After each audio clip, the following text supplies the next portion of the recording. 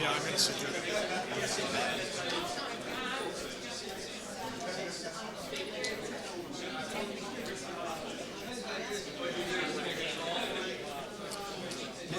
We're going to do you second. We're going to do your panel second, if that's okay. Second panel. Is that okay? Be a good sport.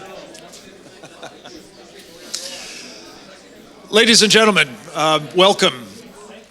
We're very pleased to have you at this event sponsored by the Center for Security Policy. I'm its president, Frank Gaffney, and delighted to have with us two panels, and you just saw one disappear and the other emerge, that will be making very important presentations on several of the issues that we consider to be of absolutely surpassing importance to the national security of the United States and therefore to the security of the American people.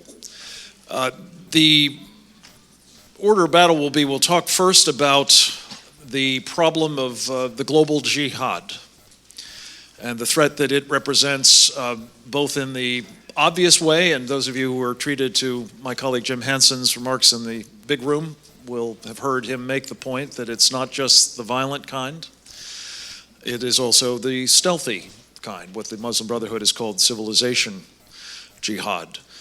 And to speak about that topic, we have several folks who've made the hijra, I guess I'd call it, at least temporarily, across the pond from Britain and the Netherlands, and our own Jim Hanson, who is going to be joining them to talk about the situation here. I'll introduce them in a moment. Secondly, we're going to talk in a separate panel about three topics that, again, are the sort of thing we believe the public is not adequately aware of, and that the national debate we are having at the moment still has not yet properly calibrated. That will involve a discussion of the condition of the United States military and its adequacy to face the problems that we'll be talking about. The state of affairs with Iran, a real and present and growing danger, in part thanks to the so-called deal that President Obama struck. And then thirdly, what I consider to be the ultimate kill shot against this country, perhaps from jihadists, perhaps from others, the vulnerability of our electric grid. So those are the two panels. We'll do them in turn. I'd like to ask the panelists on the first to join me here now. They are Lars Hedegaard from the Denmark. Will you join us, please? Now? Come hither. You can go up the stairs if you like, or you can climb every mountain. Well done, thank you. Lars, as I suspect all of you know, is a leading figure in Europe in what we call the Counterjihad.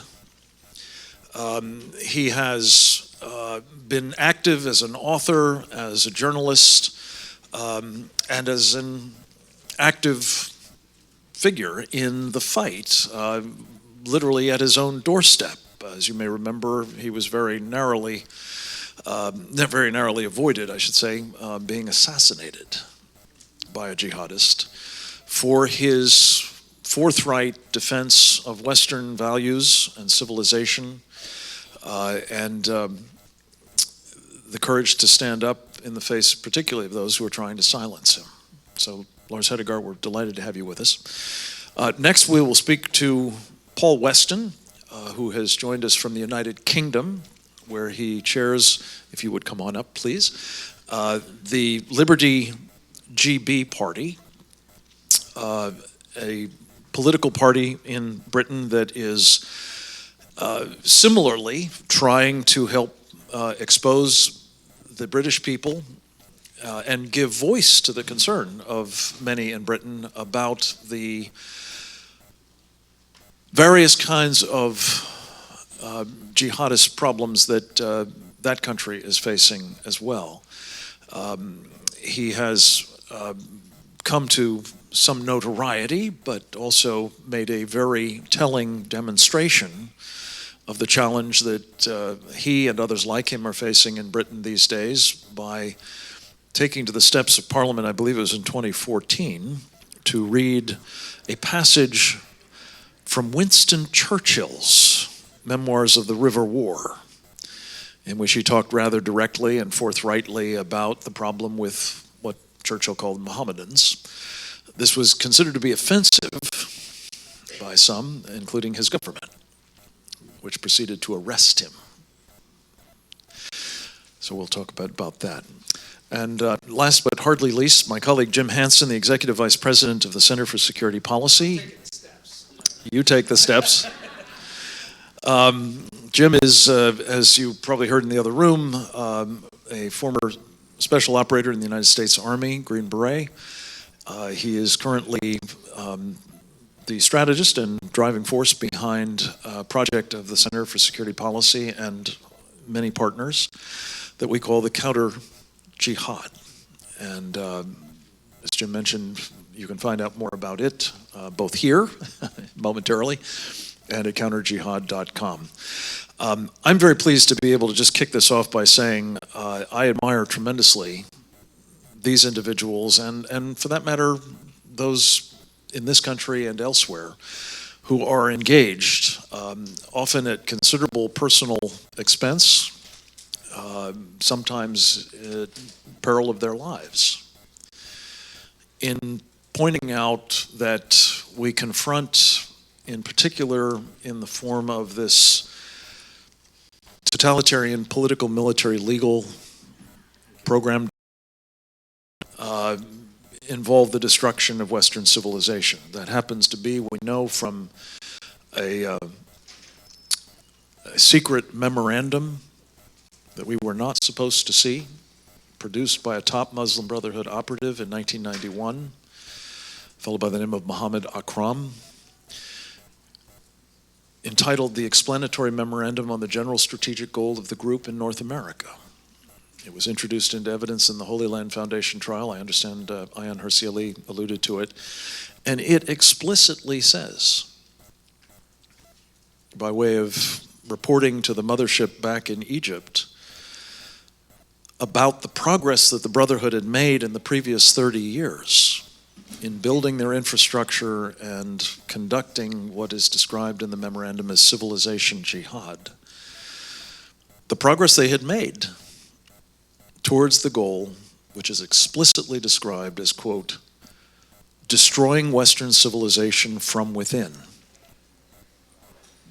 By their hands, meaning ours, and the hands of the believers, so that God's religion is made victorious over all other religions. So we're here to talk about that part of the jihad, especially, I hope, the stealthy, seditious, and unfortunately advancing effort to take us down using more clandestine and not so much nonviolent as pre-violent means.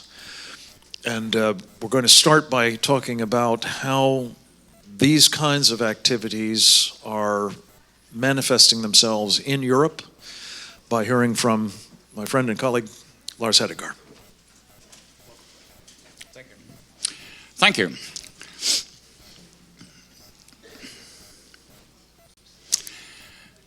I don't know if you've heard it, but Europe, as we knew it, is just a few years away from a complete breakdown. Not only in terms of the nation states as such, the European Union as such, but also internal law and order. The reason being that we are being inundated by millions of so-called refugees. Rather, they are economic immigrants from Africa, Northern Africa and Middle Africa and the Middle East. I think last year we had an influx of more than 1 million. Over the next few years, the German authorities are expecting more than 3 million people from these areas who had proven to be impossible to integrate for the reason that they don't have the skills nor the inclination to become part of our populations, our societies.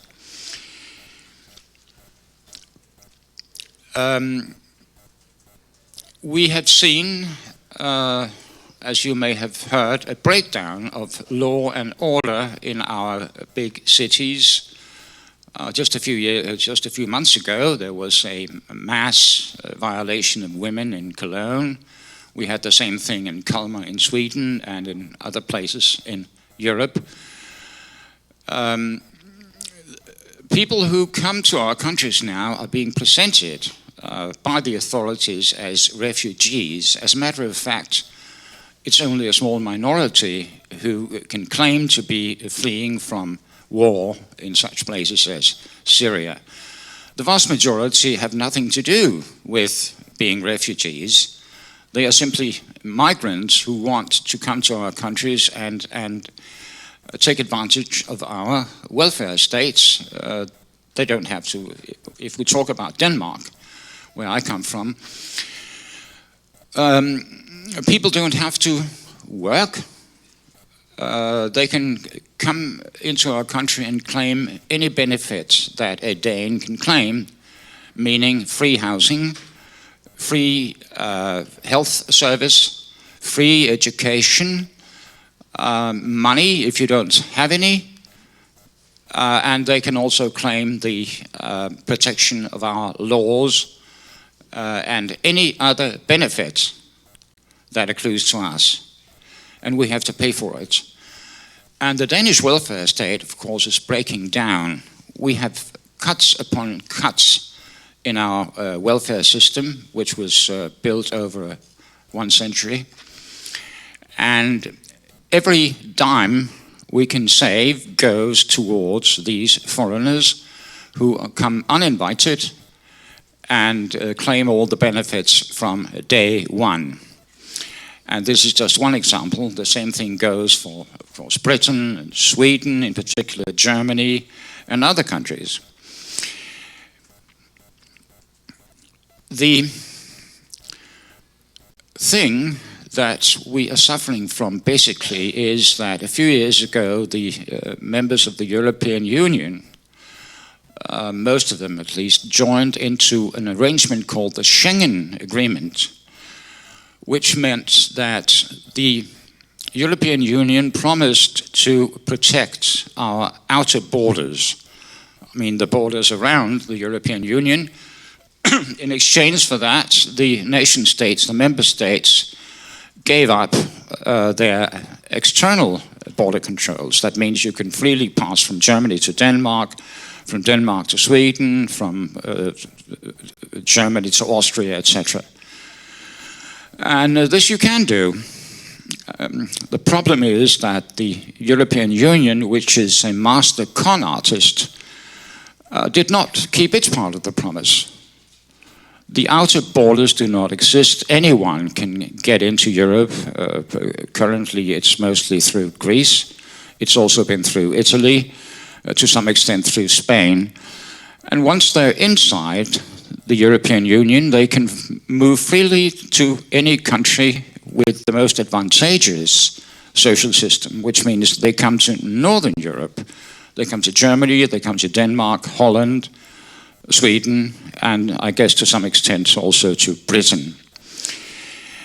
Anyone can see that you cannot maintain a welfare state under these circumstances. The welfare state was based on the principle that you do what you have to do and then you get your reward. First you do your duty and then you reap the benefits.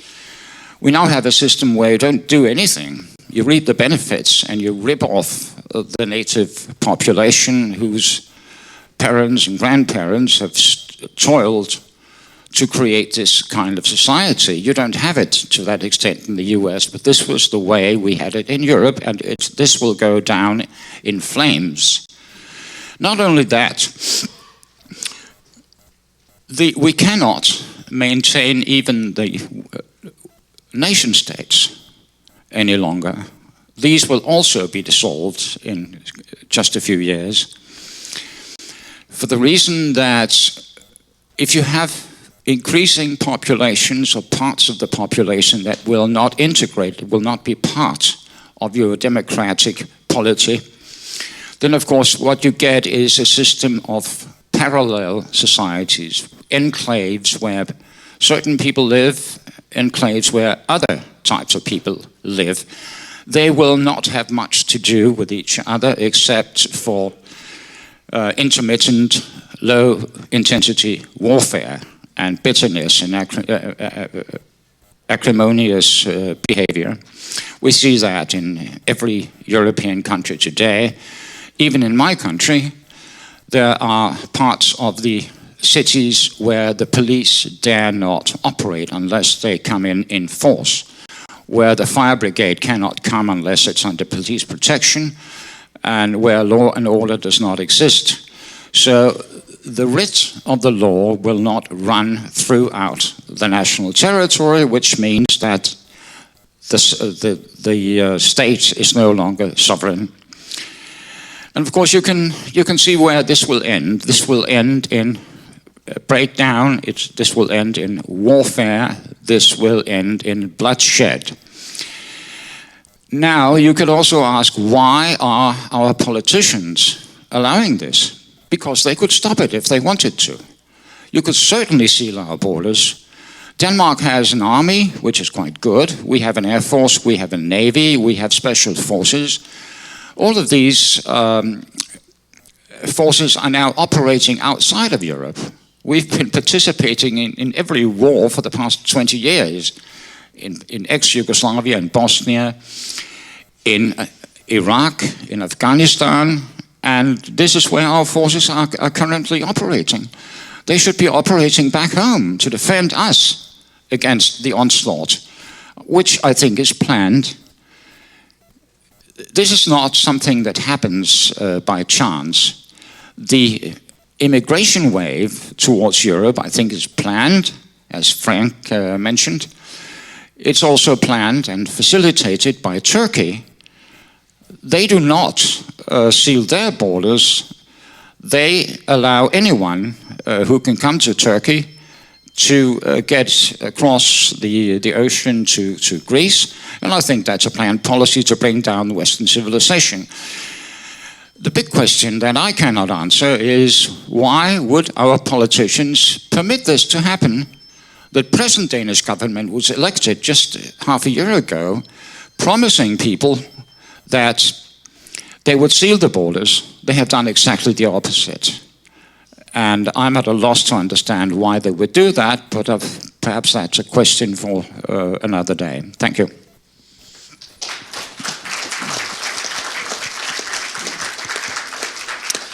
Lars, thank you very much. I neglected to mention that Lars was the founder of a very important institution in Europe, the International Free Press Society, which is giving voice to many of these issues and doing so, again, quite courageously. So thank you for that. May I ask Paul Weston to grab a mic and join this conversation? Thank you, Paul. Yeah, thank you very much, Frank. I was watching Fox News this morning, and this is slightly off topic, but bear with me. And it was about the IRS. And this woman phoned in wanting to know what she should do with her $2,500 rebate. Should she go to Europe, or should she pay off some debt? And this was a question she asked, and this expert woman on Fox News advised her that what she should do is pay off her debt, save some money, take the whole family to Europe, because she said Europe will always be there. And therein is the problem. Europe is not always going to be there, I'm afraid. And it's very hard following Lars here, because he's explained the problems in Denmark and Europe as a whole.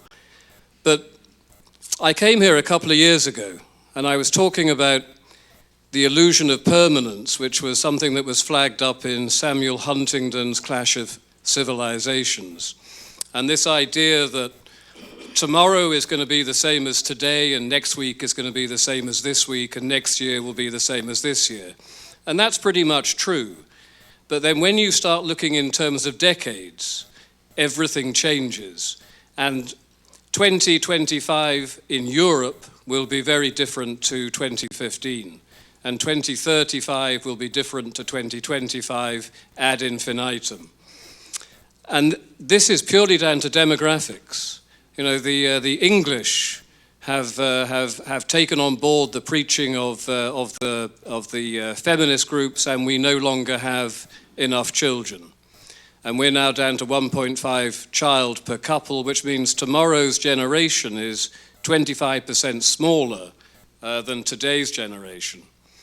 But the Islamic immigrants coming in are averaging 4 children per couple.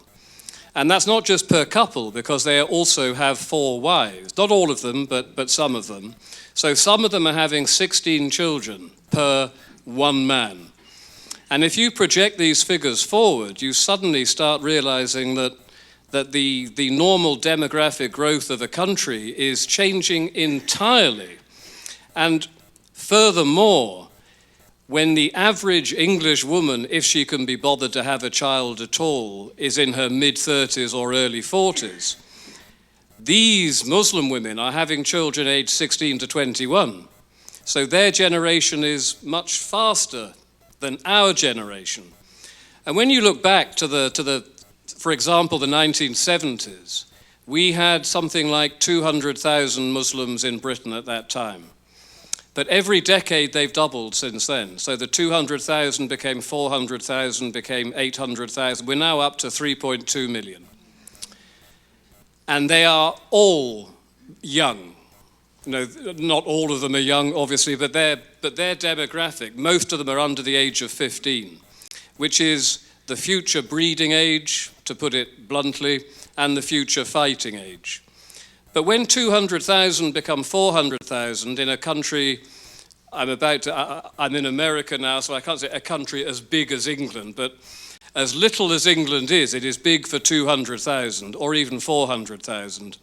But when the 3.2 million today become 6.4 million tomorrow, it is completely different to the 1970s doubling of a couple of 100,000. And then we are really going to start to notice the rise, not just in demographics, but as they grow, they start demanding more and they start pushing more. And because they back this up with terrorism and with jihad, the government listens to them. You know, when Muhammad said, "I have been made victorious through terror," he's speaking absolutely the truth. And our government understands the fact that they are frightened of Islam. And Islam pushes and our government buckles. There is a reason why Islam translated means submission. They know exactly what they're doing. They push, we submit. And that's what's happening in Britain, and of course with Lars in Denmark, and all across Europe. And you particularly, I came here really today to make the point that do not let what has happened in Europe and in Britain happen to America. But we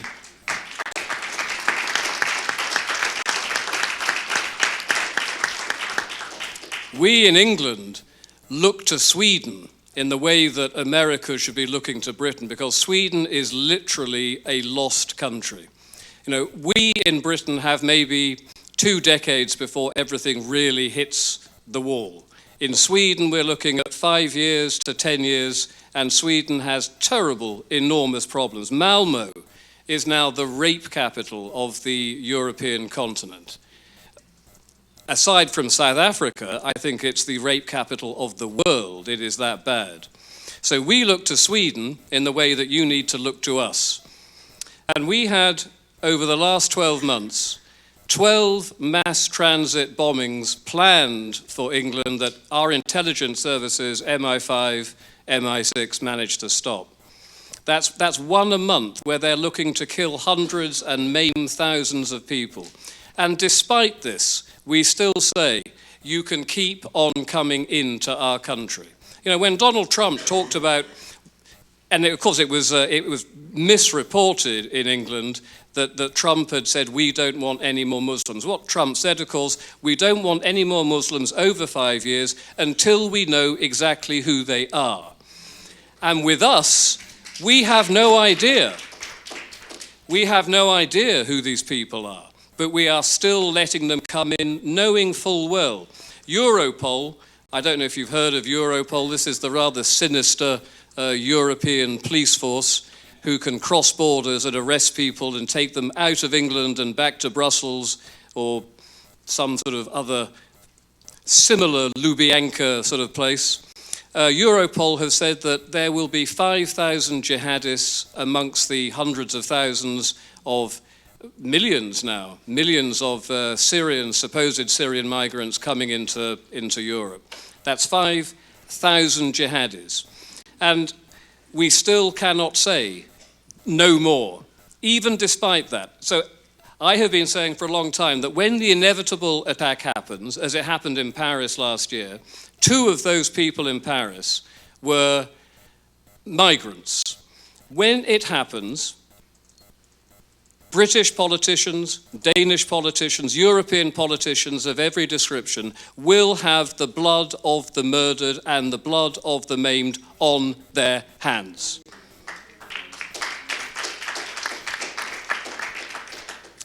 And the problem we have is not just letting them in. You know, when we had our own version of, much smaller, but when we had our 2005 mass transit bombings in London, the police commissioner, Sir Ian Blair, said afterwards that Islam and terrorism are 2 words that do not go together. The assistant police commissioner said exactly the same thing. Tony Blair said exactly the same thing. We had, a couple of years ago, Fusilier Lee Rigby, a serving British soldier, murdered in the streets of London, run down by a car, and while he was still alive, they tried to decapitate him. Again, David Cameron, a supposedly conservative prime minister, came out and said that Islam has nothing to do with this, and this is a perversion of Islam. These guys were standing there with blood on their hands, waving the Quran, saying, we have been ordered by Allah to do this.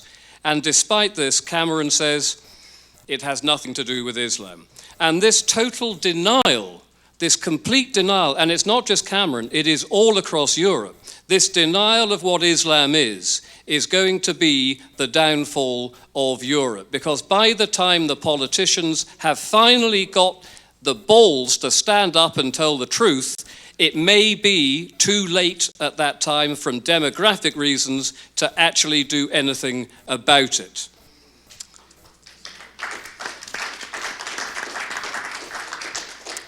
And because I'm English, I'm going to have to talk to you very briefly before I wrap up about what happened with the raping and grooming gangs that we have had for the last 20 years in Great Britain, but only finally made the news last year.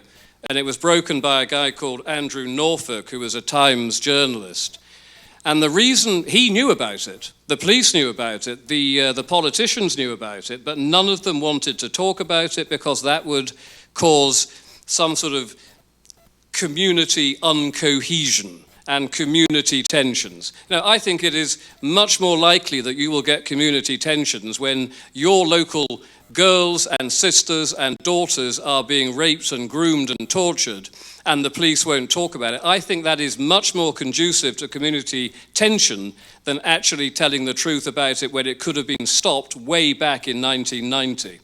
And I don't know what you know about the British National Party and Nick Griffin, but Nick Griffin, who has some sins that I can't forgive him for, but Nick Griffin came out and actually said many years ago, I think in 2004, 2005, he told the truth about these Muslim grooming gangs. And the response to the British government was not to investigate and not to look out for these girls. All of these girls, by the way, were in care. They were vulnerable young girls, and they're not 16 and 18. These girls went from 7 to 13 years of age.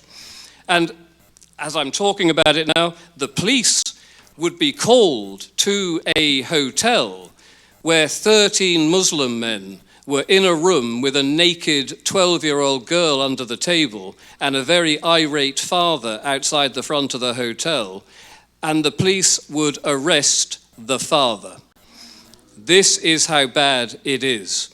And I've rather gone off track, but the Muslim grooming thing, I think, is really the icing on the cake in terms of what they are allowed to get away with and what our reaction is politically from the politicians and from the police, the media, because they all colluded in covering it up. I was talking about Nick Griffin, and the Times journalist, when he broke the story in 2014, said the reason they had sat on this story for so many years was because they did not want to give any ammunition to the nasty fascist right-wing political organizations in Britain, which is absolutely disgusting. And I'm rambling on, but my point really is Britain is not yet lost. We're not far off being lost. Sweden's gone. Sweden is just a matter of 5 or 10 years. Britain can still maybe do something about this. But I don't think it will be resolved peacefully. I think probably we are going to be looking at a civil war scenario in the same way that Yugoslavia broke up in the 1990s and the civil war in Lebanon in the 1970s. I think this is the future of Europe, generally speaking, and I think when it happens, it will not be contained in the way that Yugoslavia was able to be contained. It's going to be cataclysmic, something that people cannot imagine really in living in modern democratic times, but it's coming.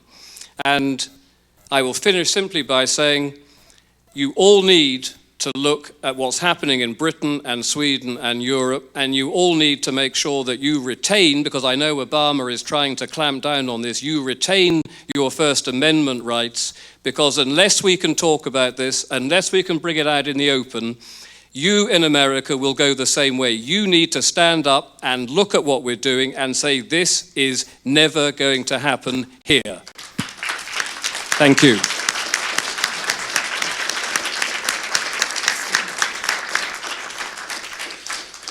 Paul Weston, thank you very much. You hit on so many themes, as did Lars, that I look forward to talking with you all about. But one I just wanted to particularly emphasize, namely, as you put it, the meaning of the word Islam, being submission. And I think implicit in, if not actually explicit, in both of these remarks about what we've seen in Europe is, in fact, submission and the reality that, in accordance with this doctrine of Sharia, the duty of the faithful is to redouble the effort to make the infidel, as the Quran puts it, feel subdued when confronted with evidence that that infidel is submitting. So far from actually alleviating this situation by accommodation, it actually is making things worse. So this is the very dire picture we wanted to paint for you all, because we still have choices. It is not nearly that late here, but it is getting later by the day. And I'm very pleased to be able to introduce once again my colleague Jim Hanson to talk a bit about how things look here at the moment, the status of the civilization jihad, as well as, of course, the relatively infrequent, happily, but nonetheless growing numbers of efforts to make violent jihad as well, and a little bit of the counter-jihad effort that you're helping to lead. Aren't you happy to be in America? I mean, seriously, can we just have a moment?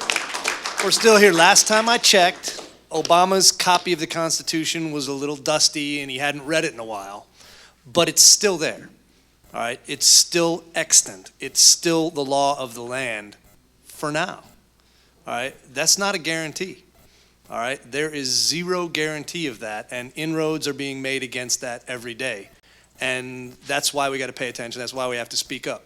I am a second-generation American. I come from Sweden. My grandmother came over on a boat, legally.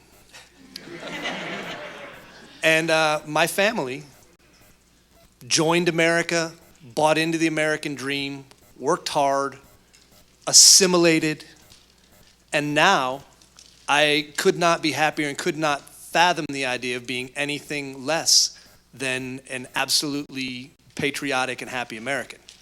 I am apparently of a generation where in school we were still taught that America was the great melting pot. You came from where you were because there was a chance at a better life here. But the game was you had to become an American. You had to buy into the concept that life, liberty, and the pursuit of happiness and the freedoms that the Declaration of Independence and Constitution say so clearly and shout to the rest of the world were how you were going to live. And if you did that, you became an American. There was no hyphenation. There was none of that. I'm not a Swedish American, okay? I'm not even anything of the sort. I am an American. And if that's what you want, come.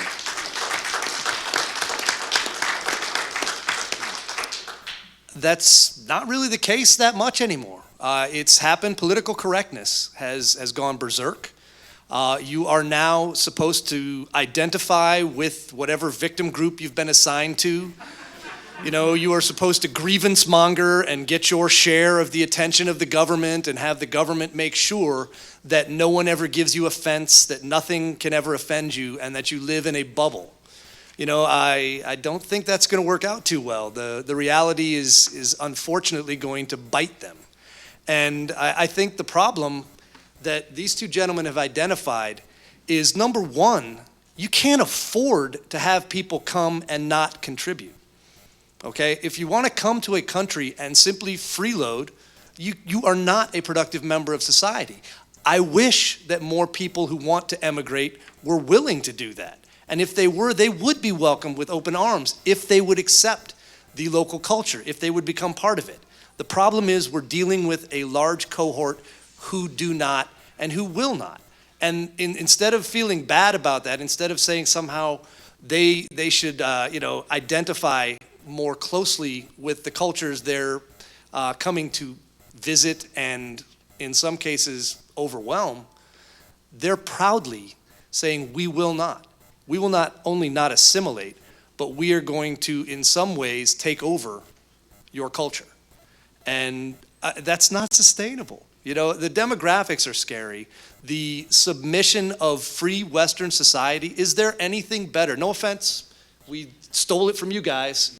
You know, we populated it with Northern Europeans early, and then every other group that came helped build an America that is the shining city on the hill, that is still the exceptional nation.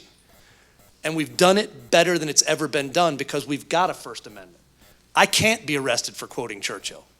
I can be called an Islamophobe. I can be called a hater. I can have the SPLC call our organization. And they wrote a great article talking about this panel called These Two Gentlemen Racists. I didn't hear a racist word out of their mouths. I heard them talking about facts, undeniable facts. That's not racism. Okay? That's having your eyes open. Well, what happened to Europe does not have to happen here, should not happen here. we can stand up and say we won't stand for it. And at this point, we formed the Counterjihad to enable Americans, every flavor of American that there is. And we love the flavor, okay? We love the flavor, but you have to be an American and accept that. We want to give you guys the ammunition and the facts about what is happening and enable you then to raise your voice and to stand against the people who call us haters and say it's not hate, it's loving freedom. Frank coined that phrase when we were talking about the counter-jihad, and we were talking about how to describe and how to push back against the people who call us haters. It's not hate to love freedom. It's not hate to believe that women should not be subjugated. It's love of freedom. It's not hate to think that homosexuals shouldn't be thrown off roofs. It's love of freedom. That's something we should be able to stand up proudly and say, that's American, okay? The people who are trying to stop that are the political left, the politically correct police, and the Islamist groups, the Muslim Brotherhood, the other front groups, CARE, any of these people who are actually pushing an agenda that is not religion. They're doing it under the guise of religious freedom. All right, Islam is accepted as a religion in the United States. The problem is the subset of Muslims who believe Sharia is the way Islam is practiced, and that includes the people who run Islam. There is a significant number, and they believe that their totalitarian ideology, which is a better description of Sharia, is mandatory. You can either submit or you can be conquered. And the bottom line is, America's not about to submit. So the counter-jihad is for you. The counter-jihad is to give you this information, to tell you what's happening, and to empower you to act, to empower you to speak out. Because you can call me names. Do I really care? Is that going to break my heart, Ace? I'm fine. You know, people have called me much worse names than that. And it's not true. That's what really hurts. The bottom line is, when I was in Army Special Forces, one of the main missions we have is humanitarian assistance. I have built schools, dug wells, immunized hundreds of Muslim kids. And yet I'm anti-Muslim? No. You can say the words, but they have no meaning. I do not accept that, and neither should you.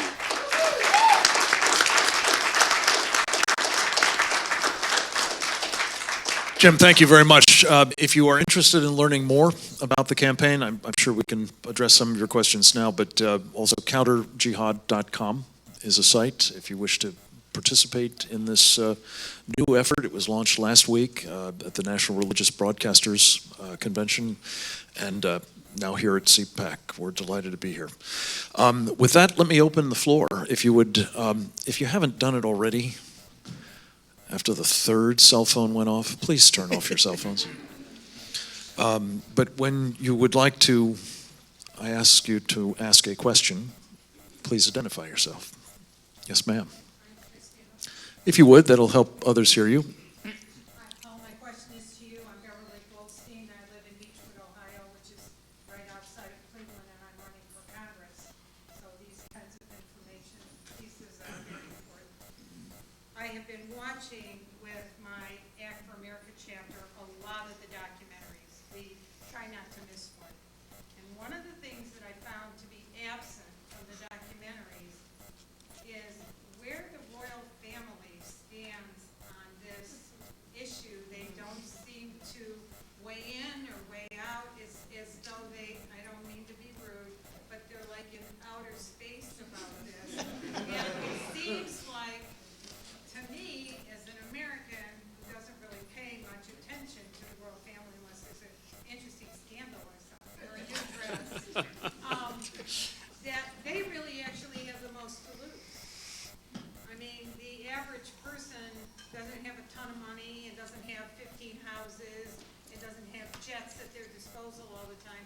It seems to me that the royal family is really at risk, and none of the documentaries include them. So could you speak on that? Yeah, absolutely. I think, I've been a pro-monarchist all of my life. The royal family are not allowed to get involved in day-to-day political spheres. You know, they will not comment on all sorts of things going on politically. But I think the main problem I have with the royal family now, first of all, is their total silence on Islam, because as you say, this is a civilizational ending situation, which of course means the end of them as well. But I think I don't remember the exact year, I think it was 2005, we signed the Lisbon Treaty, which essentially ceded our sovereignty to Brussels. And ever since then, the royal family it continues to hold on to all of its positives, its big houses and its annual money. But the Queen, God bless her, she was there during the Second World War. She's been fantastic for us. But since 2005, I have lost confidence in the royal family, and their silence over Islam furthers that feeling as well. So they will remain silent, and I am ashamed on their behalf. I thought, Paul, Beverly, we have to move on, but I think Prince Charles actually has expressed some sympathy for some of this nonsense, so it's even worse than that. Yes, ma'am. Hi, I'm Susan Myers. I want to commend you guys. Not only are you American patriots, Danish patriots, and British patriots, which are Christian patriots. My question to you is, politicians get elected on promises, and then many of them don't fulfill what they say they're going to do. Is it out of fear of survival, not only political survival, but of their very lives and their families' lives, to fulfill their campaign pledges to stop Muslim infiltration into their nations?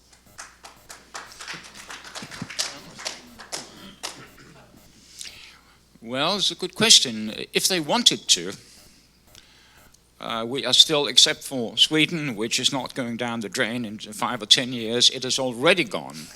The rest of us, if our politicians really wanted to do something about it, they could. They do have the means to do that.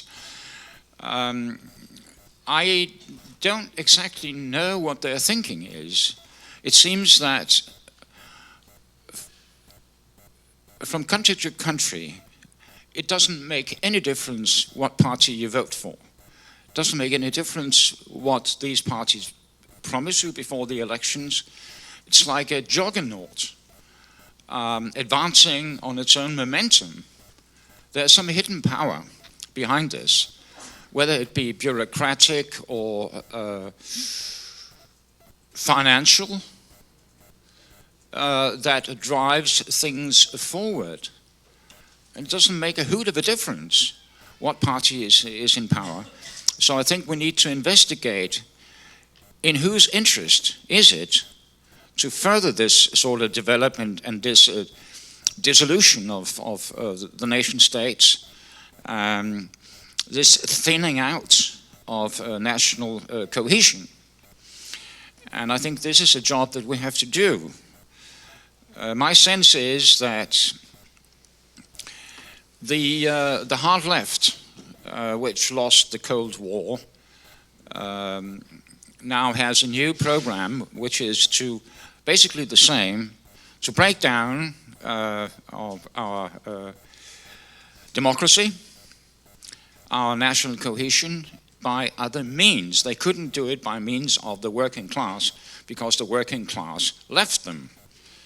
Now they want to import a so-called new proletariat that will never become integrated in bourgeois society, and on the basis of which they hope to be able to gain the power they could not get as hardline socialists. I think this is what we have to think about. One thing I'd add quickly on that, our politicians all promise that they will keep you safe at home, and they talk a big game. The existing domestic counterterrorism program is called Countering Violent Extremism. Yeah, again, I mentioned it previously, that's missing probably the most important word and the bulk of the danger. The Obama administration has made a policy out of working with the very groups that are seeking to conduct, if not violent extremism, at least political extremism. And by doing that, they take away any chance that any other groups might poke their heads up. So they're working with the bad guys, and consequently cannot possibly be said to be honoring the promise to keep us safe. They're violating it by the very programs they claim are working to keep us safe. It's a disgrace. Paul, did you want to say anything on British politicians and what's happening? There's got to be something bad to say. I would just add that politicians are there for 4 years, 5 years, or 8 years, 10 years at the most. And if you want to confront Islam in Britain, the first thing you need to do is start closing down the mosques which are practicing sedition and subversion. You've got to cut off the flow of Saudi Arabian Wahhabist money coming in, which I think is now at $800 billion into Europe as a whole. You've got to stop them speaking in Urdu. You've got to put spies in there to hear what they're saying. You've got to check them out for weapons that they're smuggling in. Because at the moment, if you want to check them out for weapons in a mosque in London, you first have to notify them that you're going to raid their mosque. When the police do raid the mosque, they have to take their shoes off. And if you've got sniffer dogs specially trained looking for explosives, because dogs are haram and unclean, they have to have these little special rubber booties that they must wear when they're sniffing out things designed to kill us. And of course, meanwhile, there's nothing there because they moved all the stuff on Friday anyway. But any politician that actually tried to do this would find that he would have Muslims on the streets a week later. And as far as he's concerned, he's in there for 4 or 5 years. He wants an easy time. He'll just kick the can down the road and let it be dealt with in the future. He wants to go home, retire to Tuscany afterwards, and that's it. It's pure and utter cowardice, but they're all the same. May I just say that Paul and I had a conversation about this earlier today on our radio program, Secure Freedom Radio, for those of you following these things. And you mentioned the role that Muslim voting blocs are now playing in the Labour Party and its efforts to obtain a majority. And I mentioned in turn something that many of you may be unaware of, but we actually have a book on this subject. In fact, there's a very now impressive array of books that are documenting this civilization jihad business, institution by institution by institution. And this particular one is called Star-Spangled Sharia. And it discusses the creation last year of a new sort of umbrella organization of these Muslim Brotherhood fronts known as the U.S. Council of Muslim Organizations, USCMO. And it has very explicitly made clear that it envisions itself becoming a political party.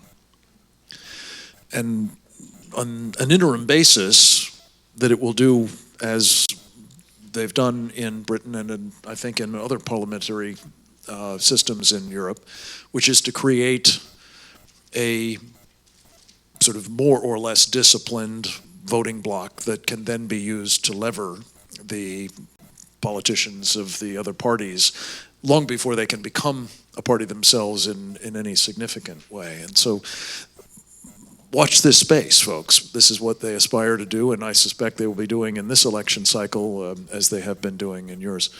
Back in the back of the room, sir. Can you speak your name? Thank you.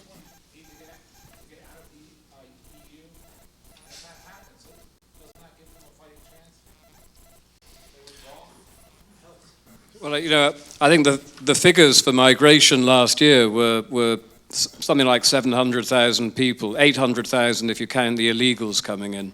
Half of them are European Union, and the other, more than a half, just over a half, are coming in from Pakistan, Bangladesh. And these people are coming in without anything to do with European Union rules. Our Conservative Prime Minister, David Cameron, is simply allowing hundreds of thousands of third world people to come into the country. A lot of it's family reunification, some of it second, third, fourth wives, which, interestingly enough, polygamy is illegal in Britain. But if you are a man of Pakistani descent and you go back to Pakistan to marry your second, third, fourth wife and bring them back to England, it is not actually recognized as a legal marriage, but you can claim welfare for your 4 wives and your 16 children and housing benefit.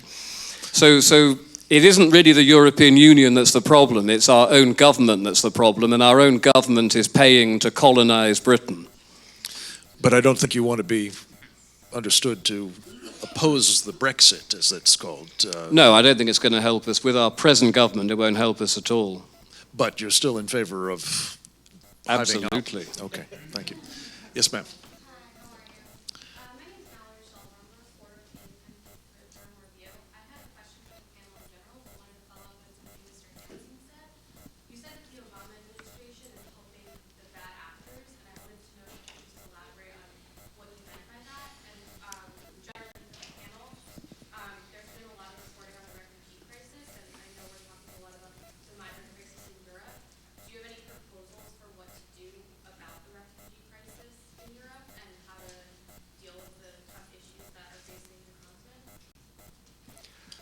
To start that, Jim? I can hit the bad actors angle.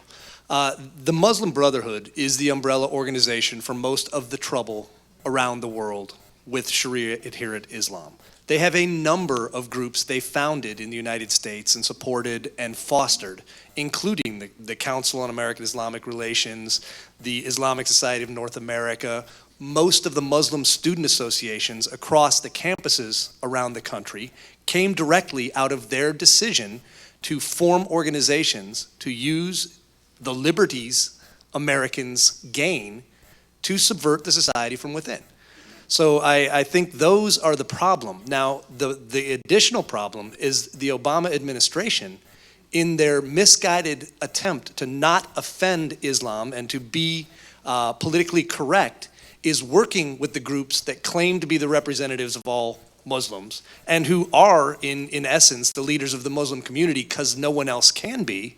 They're working with them, and those guys do not have the best interests of anyone at heart, let alone the United States of America. So by having a program where countering violent extremism means inviting the extremists into the White House to parley with the Obama administration, you cannot have a coherent policy. A perfect example of that is there's a DHS whistleblower, a gentleman named Philip Haney, who is conducting investigations into folks tied to terrorist organizations. He started with Hamas, the horrific organization that is at the center of much of the problem that the state of Israel has.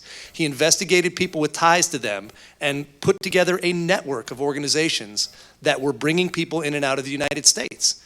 The Clinton State Department and the Obama executive offices worked together to shut down his investigations and forced him to purge hundreds of records of terrorists from the terrorist database we use to see who the bad guys are. So when you are willfully blind, to steal an Andrew McCarthy statement, to the people who are trying to do you harm and you refuse to look at them, you are actively assisting them by default. Gentlemen, with thoughts on the European approach to the refugee crisis and insights for us. Or do you want to go, Lars? Sure. Well, something is happening in Europe.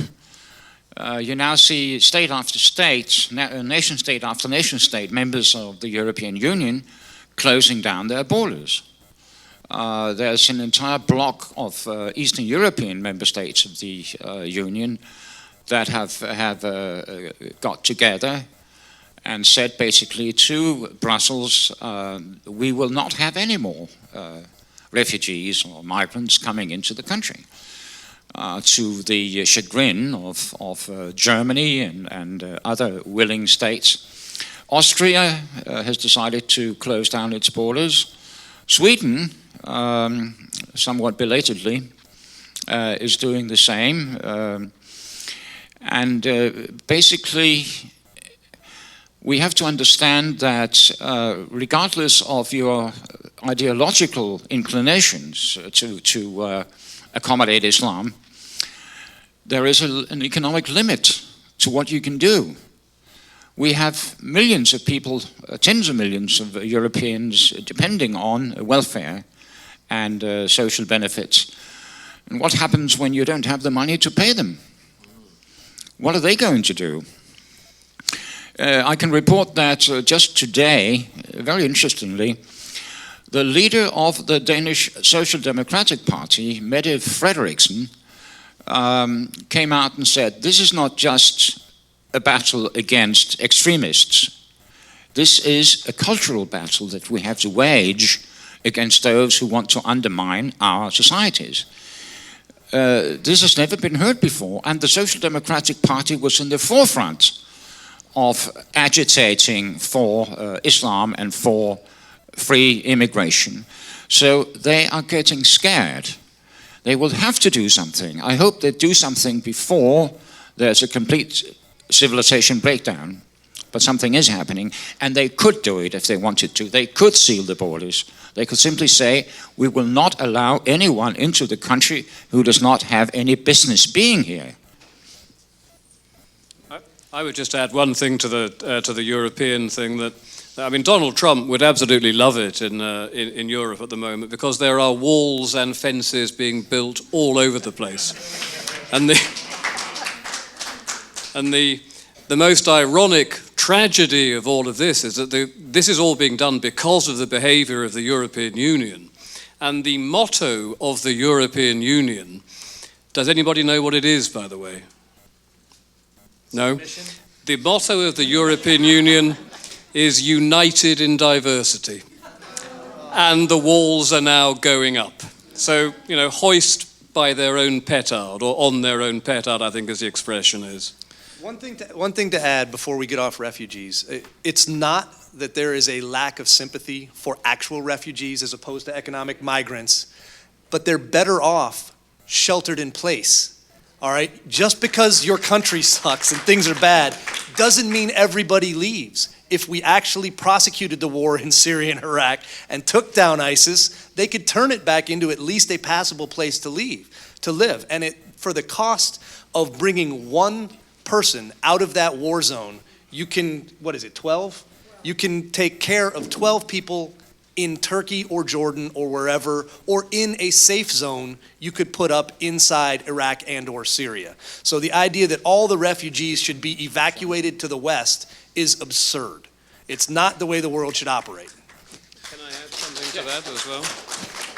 Go ahead, Paul. You know, in Saudi Arabia, Qatar, Dubai, the Gulf states, they have not taken a single migrant, not one migrant. Saudi Arabia said that they would pay for 200 mosques to be built in Germany, as long as Germany took the migrants. And the other thing about the difference between migrants and refugees is that in the Lebanon there are 1.5 million Syrian refugees, and they're genuine refugees. Eurostat figures suggest that of the migrants coming into Europe now, 80% of them who claim they're Syrian are not Syrian at all. They're mostly males aged 18 to 30. They are mostly Eritrean, Somalian, Pakistani, Egyptian. You know, they are not refugees, and this is something that if you read the mainstream news, you are simply never told.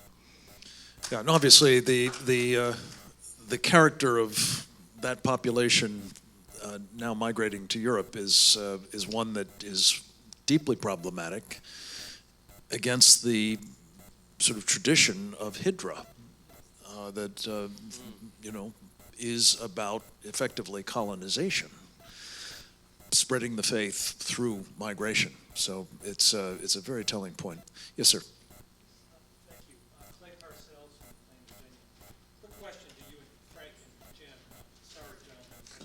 Are any of you two advising the current Republican presidential nominees?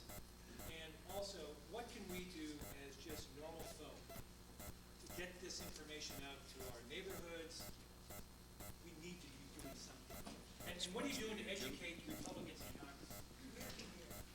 Wake up, Republican presidential candidates, and Democratic presidential candidates, go home. That's and that's Jim Hanson. That's not a Center for Security Policy thing. Yeah, we are a not-for-profit 501c3 organization, so we don't get involved in politics. I think all of us know many of the candidates and have had opportunities to interact with them. I would say this, and I thank you for the question, if you want to learn more about all of this, if you want to find information that you can help those in your circle of influence become knowledgeable through.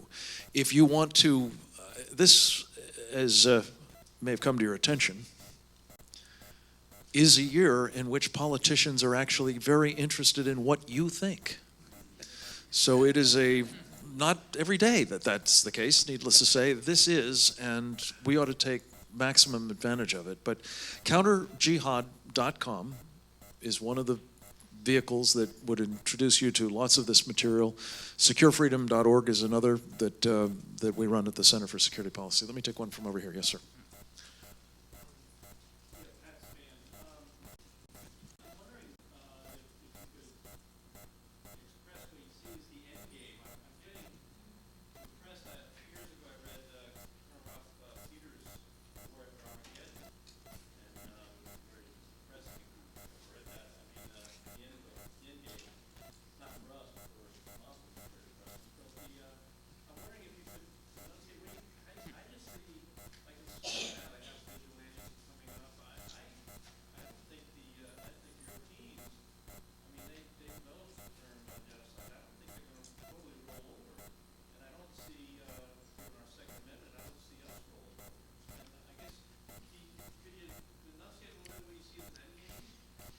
Well, I think both of you have talked about violence in Europe, and to the extent that that sounds impossible, it is worth noting that the period of extraordinary peace that Europe has enjoyed, basically unbroken, I guess, except for Yugoslavia, really, since the end of World War II, is a complete anomaly in the history of Europe.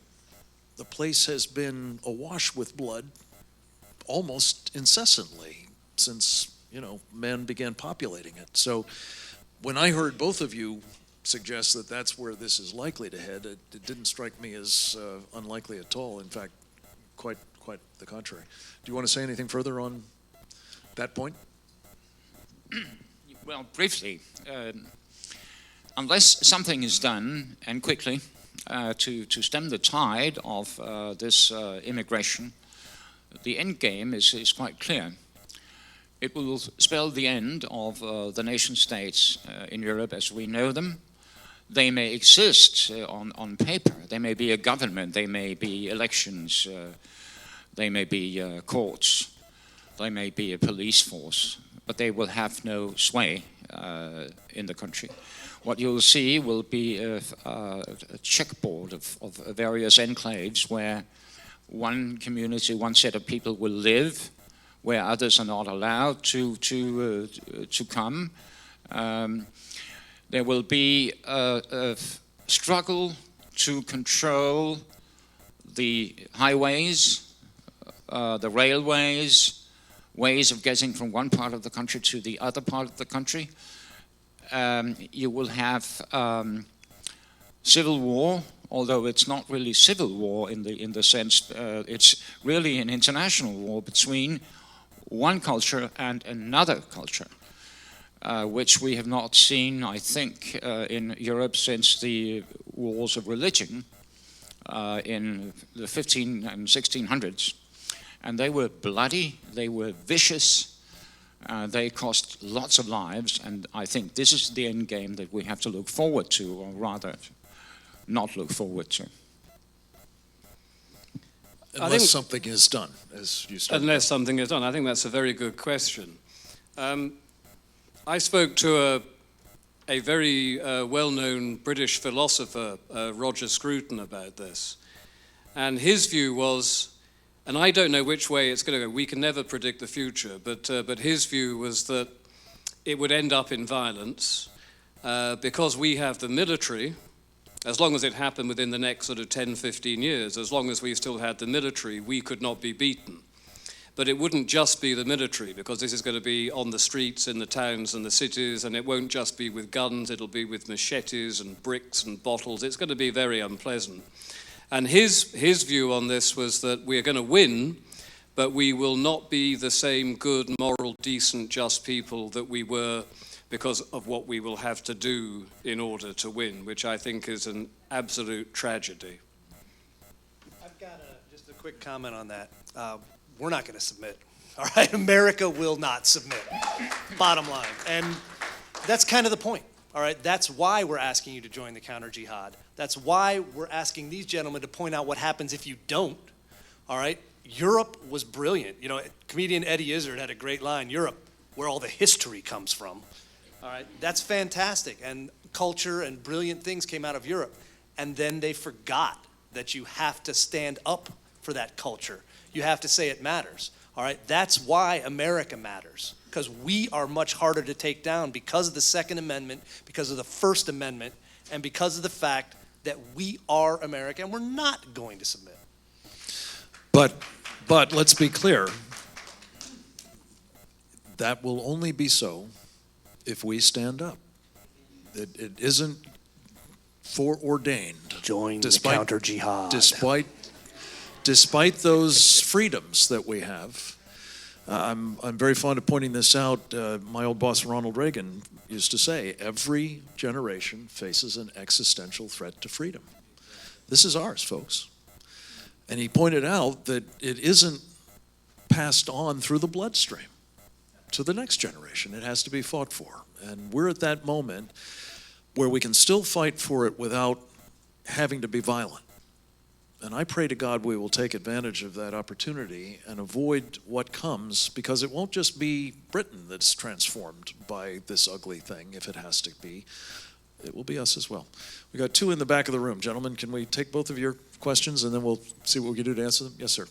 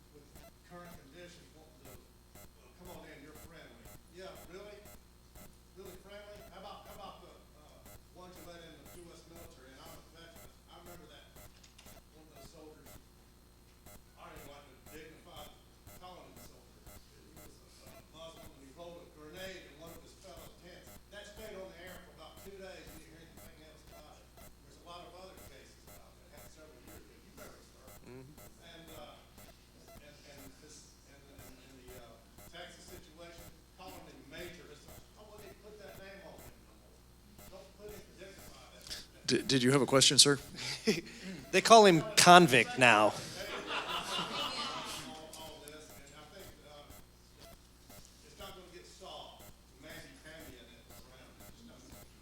All right, sir. Thank you. Got it. Yes, sir. Grizzly Joe, blogger, why does the mainstream media afford to care so much credibility while effectively ignoring the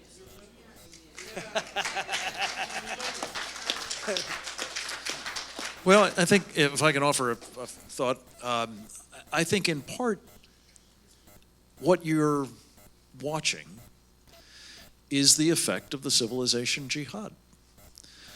This is a group that we know, it's now been demonstrated in federal court, was created by Hamas to serve as an instrument of political warfare and fundraising in this country. And it has done it, I have to say, give the devil their due, pretty well. In part, they've done it by playing this victim card.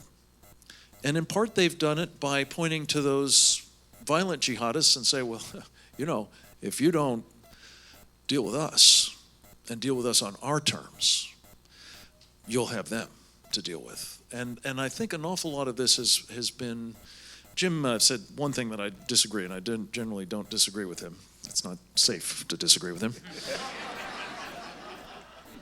But I do disagree that the administration is just kind of being politically correct here. I think there is an affinity for the Muslim Brotherhood that you can map, from I guess some people would cite the speech in Cairo in 2009 when the president's handlers insisted that Muslim Brotherhood operatives populate much of the front rows of that auditorium.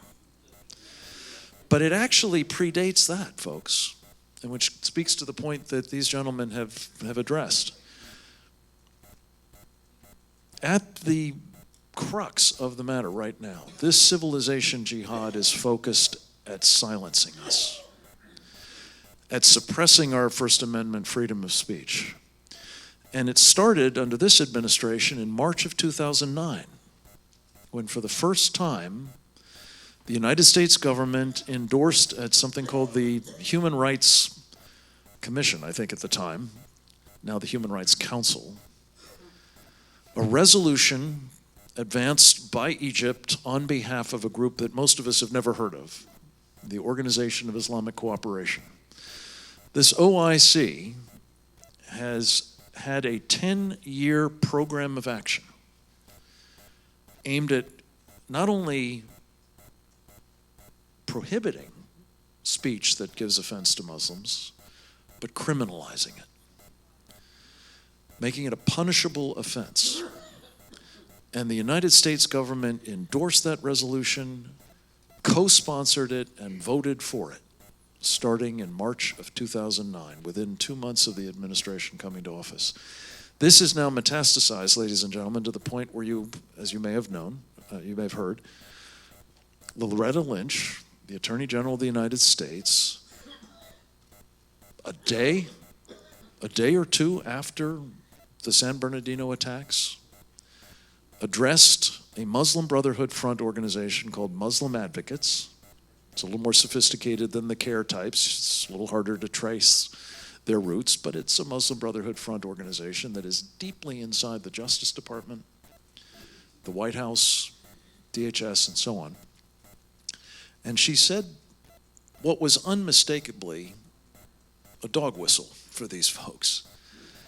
It was worded in a little bit of a nuanced way, but the gist of it and what they unmistakably heard was her saying, we will prosecute people for engaging in speech that is offensive and gives rise to violence.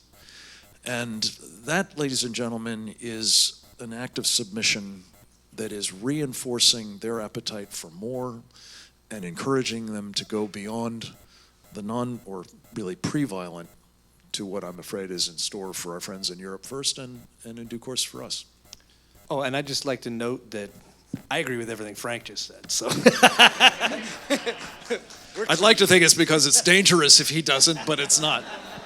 Can I just add something on the Organization of Islamic Cooperation? They, a couple of years ago, said that they were in full agreement with the UN Charter on Human Rights, but they also had their own version called the Cairo Declaration on Human Rights in Islam, which they said would mirror exactly the UN version, but in any instance when Sharia ran into our version of it, Sharia would take precedence, which makes an absolute mockery of any concept of anything to do with human rights. And they said this, and they were never called out on it by, as far as I'm aware, anybody in proper political power. And let me just add one further point on this. Unbeknownst to most of us, Lars talked about sovereignty. I consider it one of the talismans of sovereignty that you get to decide who comes to your country. Actually, the Organization of Islamic Cooperation gets to decide who comes to the United States as a refugee. How's that work? Because this group, and here we are talking about it, you, as I say, probably never heard of it. It is the most powerful multilateral organization in the world. With the possible exception of the UN, except that increasingly it runs the UN. And that's how this refugee thing works. This OIC, because it's got 56 member states and one that they like to treat as a state, Palestine, has a very substantial voting bloc. It also, thanks to the petro wealth that we have insanely transferred to some of their nations got a lot of money. And between the votes and the money, you can pretty much have your way at the UN. And what they've done is they've exercised influence with the UN High Commissioner on Refugee Affairs to essentially establish who is going to be considered a refugee. Invariably, it's out of UN-run refugee facilities.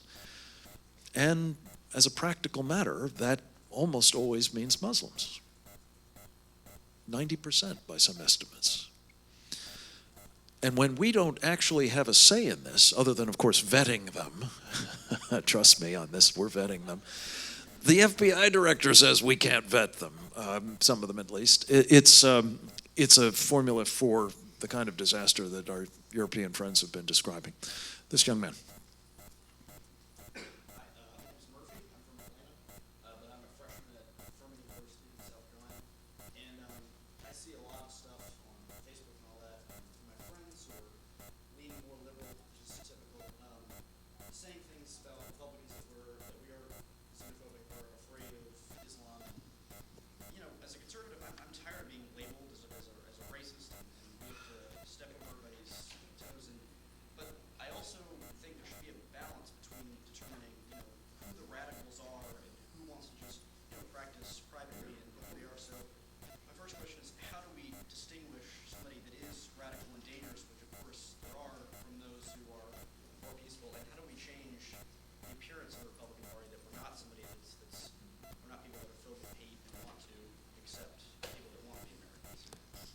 That's the hard part, all right? And as soon as you take it on, you will first be called a hater and Islamophobe, and then you have to clarify. There is a very clear dividing line, and Frank has been he pioneered the art of talking about it. It is Sharia. Sharia is not a religion. It is a totalitarian ideology that includes religion. Okay, and the bottom line, if you draw the line there, you're safe. You have done nothing wrong. Because that is not all Muslims. Not all Muslims are Sharia adherent. As I've said, a lot more than the other side wants you to believe are. All right, and if you ask them privately, the numbers would scare people. All right, President Obama talks about a tiny minority who have hijacked a great religion. I want to say a bad word about cow poop. I won't say it here, but it is. It's not true. It's not a tiny majority. It's far too many. It's hundreds of millions of Muslims worldwide believe that they are called by Allah to force the rest of the world to submit to Sharia. So if you make that dividing line, you can stand up proudly and note that you don't have a beef with the ones who are not trying to force you to submit. And at that point, it becomes a more difficult battle to say, how do you, as a Republican or a conservative, not get tarred with that brush? You're going to. All right, again, that's why the counter-jihad is a fight back from the free world to say, you can't make us be quiet. We're not telling lies. We're not racists. We're not Islamophobes. And incidentally, a phobia is an irrational fear. All right, there is a considerable number of people who are trying to kill us. That's not irrational to go ahead and pay attention to that. All right, don't take it to heart and explain that it's not all Muslims that you have a problem with, because it's not. I don't have a problem with all Muslims. I have a problem with the ones who think their God forces me and you to submit. But your first question was, how do you know? How do you differentiate? In some instances, it's easy, because the way they practice their faith, if they practice it at all, some are just sort of cultural Muslims or come from a Muslim background but don't actually practice the faith. But those who do, it's complicated further by the fact that there is a tradition in Islam, and don't let anybody tell you there's not. Sharia sanctifies it, that if it is advantageous for the faith to deceive, do it. It's not only something you're allowed to do, you're obliged to do. So this is not an easy thing, and that's, I think, how Donald Trump got to the point where he said, let's just hold off on bringing any more in until we can figure out which are the jihadists. It causes offense to some, I grant you, but it's an eminently sensible approach if you, A, recognize that you've got the deception piece, and then sometimes you just have a hard time telling whether somebody is practicing Sharia, at home privately and doesn't have any intention of imposing it on anybody else. But the bigger point is that if you accept, and I hope we all can, that we have enough jihadists here already, we actually don't need to increase their numbers, then this is a sensible thing to do, at least until we've got a better way of sorting them. Yes, sir.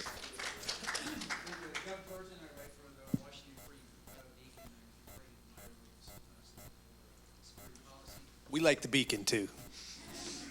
Thank you. Mr. Gaffney, you're a former Assistant Secretary of Defense, and Mr. Hanson, you're a Special Forces guy. So can you tell us some more specifics about what would be required to create a safe zone either in Syria or Northern Iraq without committing to create the 51st U.S. state? Because like you, I was in Iraq and I was a diplomacy officer. I saw all the killing that had to go on every day.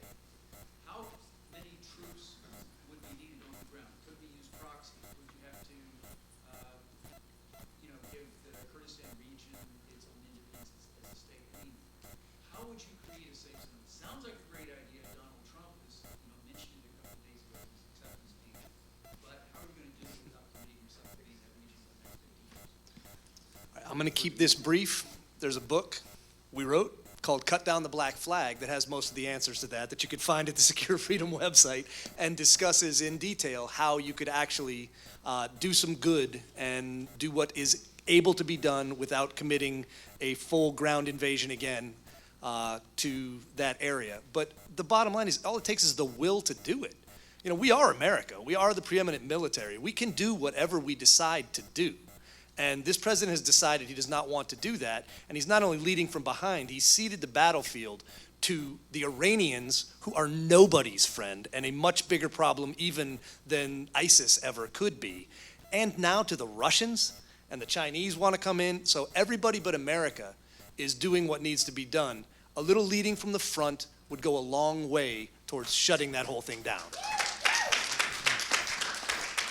Well, ladies and gentlemen, we're going to ask you to thank this wonderful panel. Lars Hedegaard, Jim Hanson, Paul Weston, for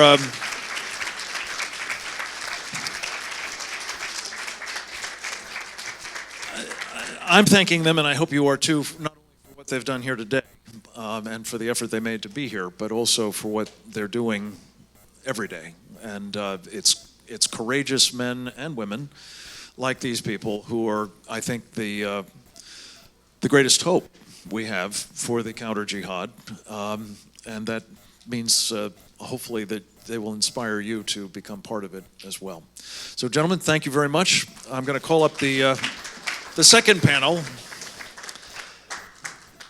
I'm very pleased to introduce, though he truly needs no introduction, Admiral James Ace Lyons, who has become something of a rock star in his time after his distinguished service in the United States Navy. Ace is a retired four-star Navy admiral whose last duty station was as Commander-in-Chief of the Pacific Fleet. He's I'm very pleased to say, the chairman of the Center for Security Policy's Military Committee, and has been extraordinarily, if I could have quiet in the room, please. If you have to go, go, but quietly. But I hope you'll stay, because you're not going to want to miss what Ace has to say about this, and it's a perfect segue, really, the last question, the condition of the United States military and our ability to meet the sorts of challenges that the first panel talked about, and others, by the way. Unfortunately, the global jihad movement is not the only threat vector we're confronting. So we're going to hear from Ace Lyons first, but let me also introduce our second panelist, Clare Lopez, a former clandestine officer in the United States Central Intelligence Agency, a woman you have almost certainly seen on television or read in her many published works, some of them I'm very happy to say at the Center for Security Policy, a duty expert on just about everything, it turns out, but particularly has spent much of her post-government service to our country, which is extraordinary, focusing on Iran and the challenges that the regime there represents and its aspirations to bring about what it endlessly says, which is death to America. So we're going to hear from them, and then I'm going to round things up with a little bit of a conversation with you, I hope, about that jihadist and other potential kill shot, the vulnerability of our electric grid. So with that, Ace, I'm going to turn it over to you. I'm just going to excuse myself for 1 second. I'm not absenting myself on principle, just out of necessity.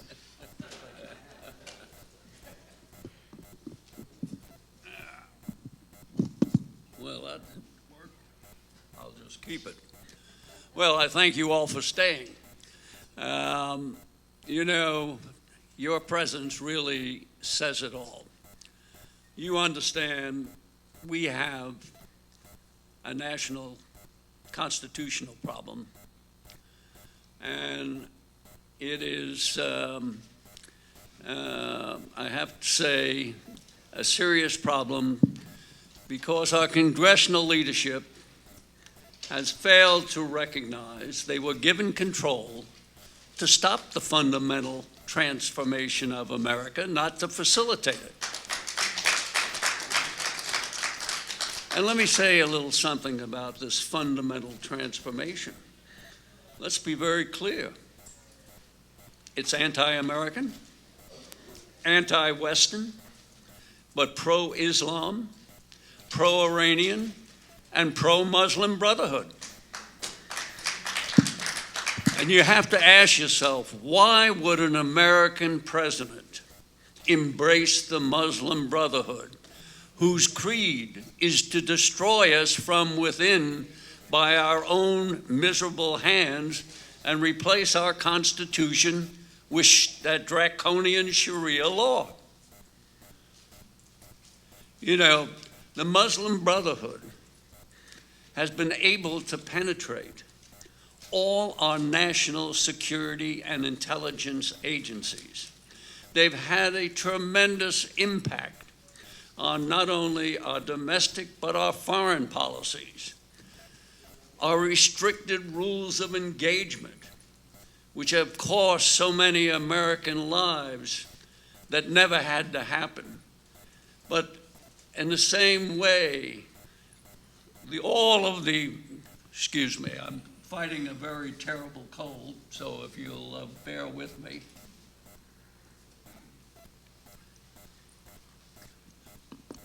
All of the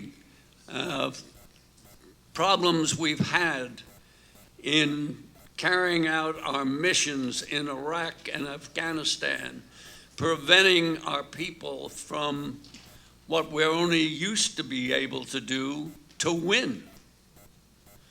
Now, we also happen to have a very serious national security problem.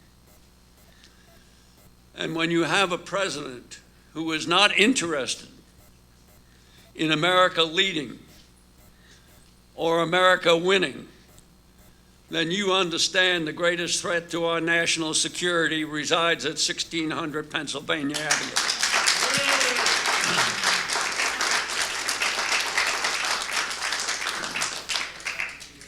I have to tell you, never in my lifetime did I believe I would witness this great country being taken down and withdrawn from our world leadership role by our own administration. You know, we've had many opportunities to change the course of history as it relates to Islamic Jihad and Islamic fundamentalism. But it hasn't mattered whether it was a Republican or Democratic administration, they all failed. going back to the Carter administration, when the Iranians took over our embassy, we had the capability to cut off Islamic fundamentalism at the knees. I was the director of political military affairs for the Joint Chiefs of Staff then. The chairman called me up and he said, "What can we do?" I said, "I'll tell you what we're going to do. We're going to take Carg Island." And we could have walked in. I was only one of the few people that had ever been to Carg Island, which is their main oil exporting depot. I was going to go in with a bunch of Navy SEALs, and we were going to give them 24 hours to get out of our embassy and release our diplomats, or they were going to have the biggest ashtray in the Middle East.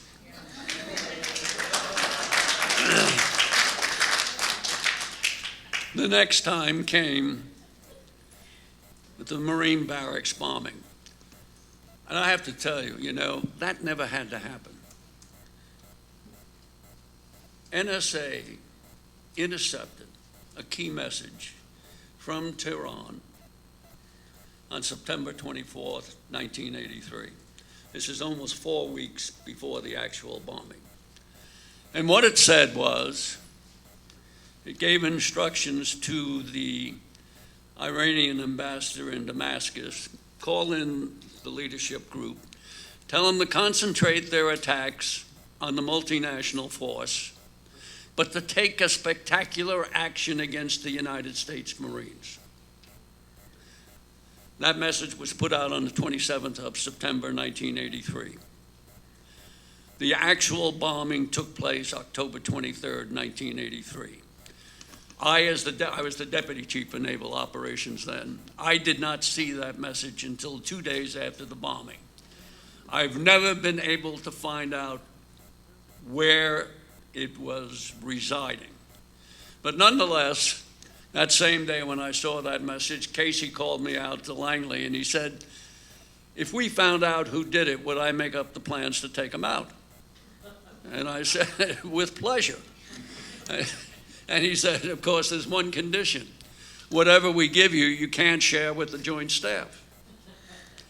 Very logical, because he didn't want to read about it in the next edition of the Washington Post, for you media types that are here. So agreed. Long story short, we found out it was the Islamic Imam. They were holed up at the Sheikh Abdullah barracks above Baalbek. They had taken over the barracks, these are the Lebanese army barracks, with the help of the Iranian Revolutionary Guards on the 16th of September, 1983. I had people inside that fort. We had photographs. We had it nailed down. We had the planes loaded. And you're saying, well, what happened? Here we had lost over 241 of our finest military personnel. It was the largest loss of Marines in a single day since Iwo Jima. Why didn't we attack?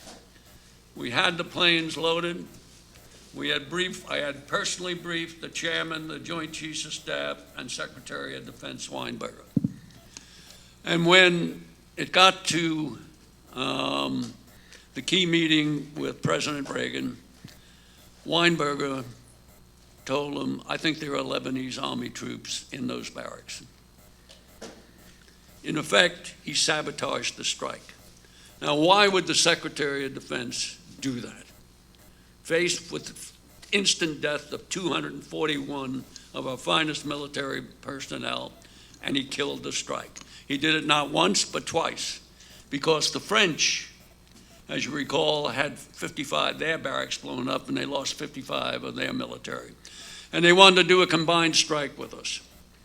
And President Reagan approved it. I told Jerry Tuttle, who was our carrier task group commander, share our strike plans with the French. Now, as I say, President Reagan approved it. And what happened? Well, from the U.S. side, nothing, because the Secretary of Defense would not issue the execute order. Unheard of. I have personally talked to George Shultz, who was the Secretary of State then. He said he and Bud, I talked to both of them, Bud McFarlane, who was the National Security Advisor, and George Shultz, and he said, we pleaded with Weinberger to release the execute message, and he refused to do it. You have to ask yourself, who got to Weinberger? What got to Weinberger? I've never had, It works better that way. Oh, okay. They couldn't hear me? Anyway, so, I've come to the conclusion with Clare's help that it was the Iranian Washington lobby group that exercised the key influence. Very powerful group made up of former ambassadors, regretfully certain military personnel. And of course, one of their key guys was a Navy captain by the name of Gary Sick, who was the Iranian desk officer for not only Carter, but for Reagan in the National Security Staff. And this is the guy that facilitated Ahmadinejad making his speech at Columbia University and wouldn't let our war veterans speak. So that should give you your finest clue. So what happened? The French conducted their strike, and Weinberger told President Reagan, well, we didn't have to go it after all. And you'll read this in Reagan's diary. The French totally wiped them out. Well, that was pure BS.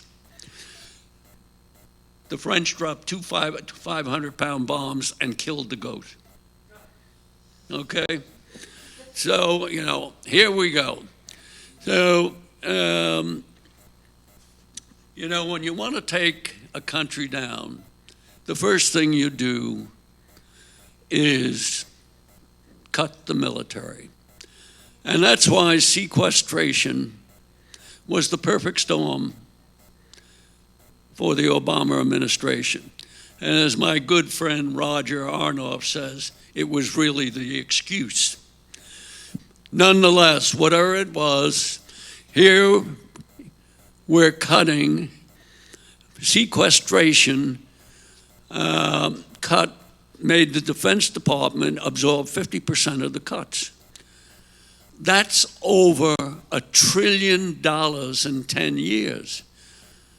You say, well, but the key is defense only requires a little more than 17% of our federal budget.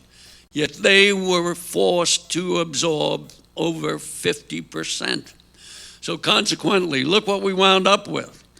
We're winding up with the smallest army since prior to World War II. We're putting out well-qualified combat veterans so the Obama administration can have funds and to give away in his welfare program, seeding Muslims throughout the country and providing all sorts of goodies to illegal immigrants. So here we go. We're going to have an army down to 380,000. We're down to about 10 divisions, and we should have 14 divisions. For the Navy, you remember Ronald Reagan's glorious 600-ship Navy. That Navy is now down to 273 ships. And to put that number in perspective, that's the number of ships I had under my command of the Pacific Fleet. And with our anemic shipbuilding program, we're never going to get to the level where we should have 350 to 400 ships and 12 carriers to meet our worldwide commitments. It's never going to happen. Furthermore, the Navy in this latest budget took over a $4 billion hit. And you don't go anywhere in this world without the ability to project power. And key to that is our dominance of the seas. And it's as true today as it was when Mahan first wrote it. And I got to tell you, every Chinese naval officer has studied Mahan. Keep that in mind. So here we have the Air Force. The Air Force is going down to the smallest Air Force in its history. They're down to 12 wings. They ought to have 18 to 24 wings. Not only that, this F-35 aircraft is a dog. I mean, I can't invent this. I mean, here, if you have that aircraft fully fueled and loaded with weapons, if you've lost your link to the internet, you can't start it. Who the hell would ever devise a system like that? I would have loved to devise a system like that for the Soviets. Because, I mean,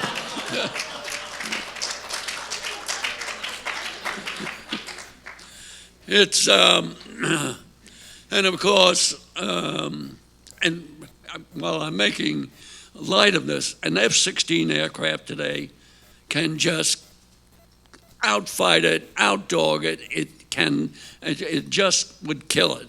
And to change this around, we're never going to make the F-35 a comfortable weapon system that we want to bank the future of this country on. So, and of course, the Marines are suffering the same problems as the rest of the forces. Now, I have to, excuse me a minute. Marco Rubio.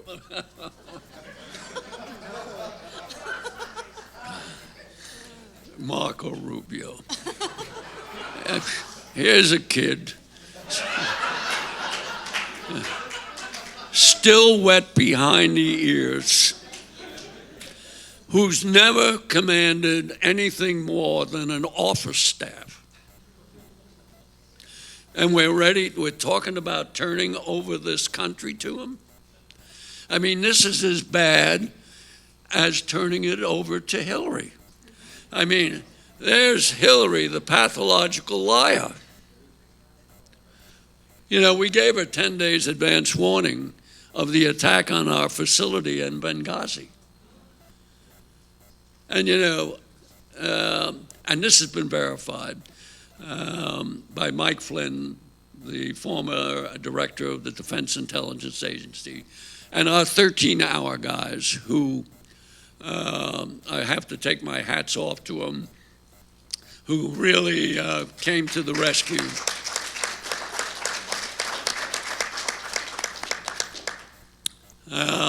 They could have saved Stevens had they not been held up. And all this junk about, well, I didn't say stand down or wait, or it doesn't matter what terminology you use, you didn't let them respond. It's in our, when I first heard of Benghazi, I said, this is un-American. This is not we do not put our people out in the field and not protect them. And I think Frank is telling me to wrap it up here. Well, let me just say, you know, so you understand, you know, and as long as I'm on Benghazi, let me finish up again.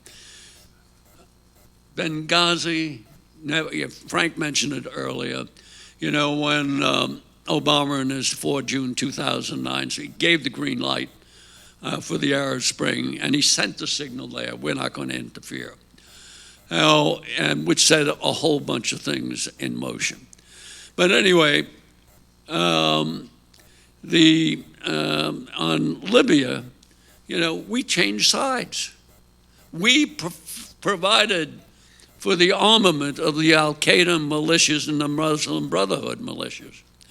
And it's, and the Muslim Brotherhood. I didn't mention it before. Okay, hold on, Frank.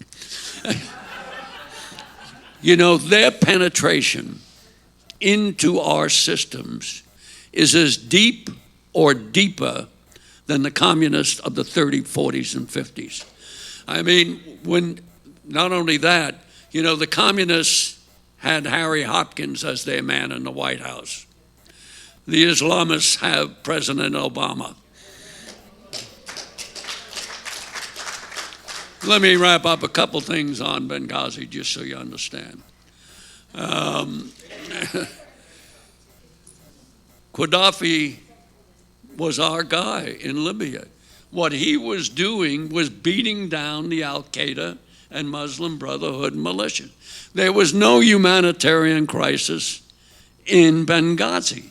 This is all not the right to interfere, or whatever the hell they call it.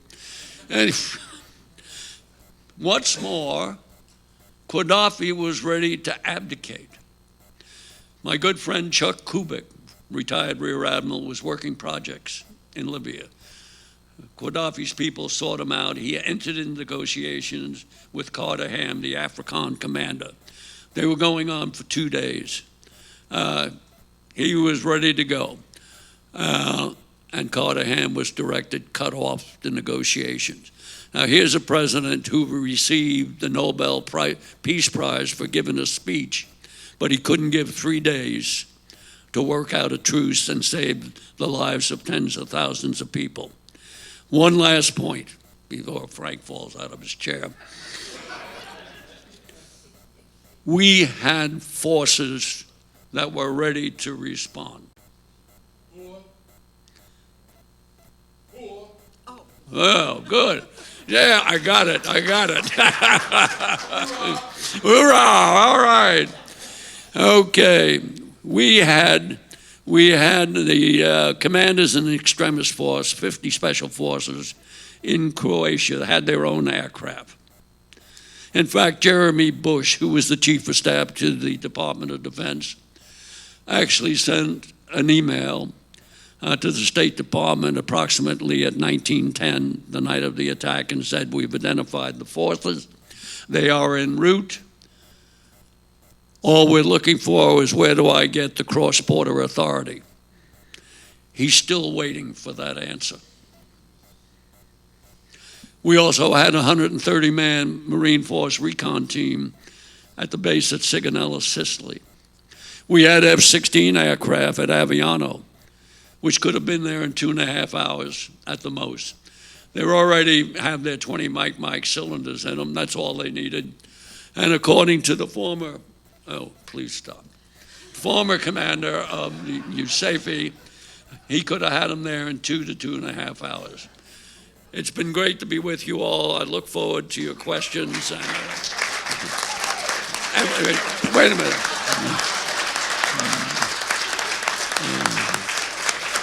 They say it's God bless America, and we're going to take it back.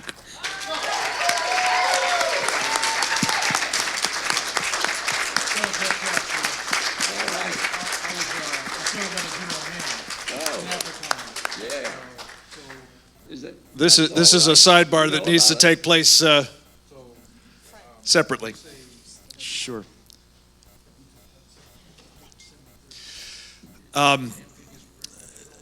There's a cute little thing that we do here every time I try to get him to stop, but the thing that makes it particularly irritating is he usually precedes my impaneling him with the question, how long should I talk? Which was about 10 minutes ago. Anyway, as I know you appreciate, this is an American hero, and it's a privilege to have him with us. With that, let me turn the mic over to Clare Lopez to talk about that country you keep trying to recall to mind we tried to bomb, Iran. Clare. All right, thank you, Frank. Thank you, everyone, for being here today. I'm going to get to Iran, but I want to start with a little bit of a more of a strategic overview to show how Iran fits into what I'm going to speak about. I would say that for far too long, U.S. Foreign policy, especially in the Middle East and North Africa region, has been pursued with apparent scant attention and much less priority given to core, compelling U.S. national strategic objectives to fight and defeat the global jihad movement. Now today, we are going to highlight, or I at least, am going to highlight the Shiite side of that equation. You've heard our colleagues talk about the Sunni side, about the Muslim Brotherhood and others.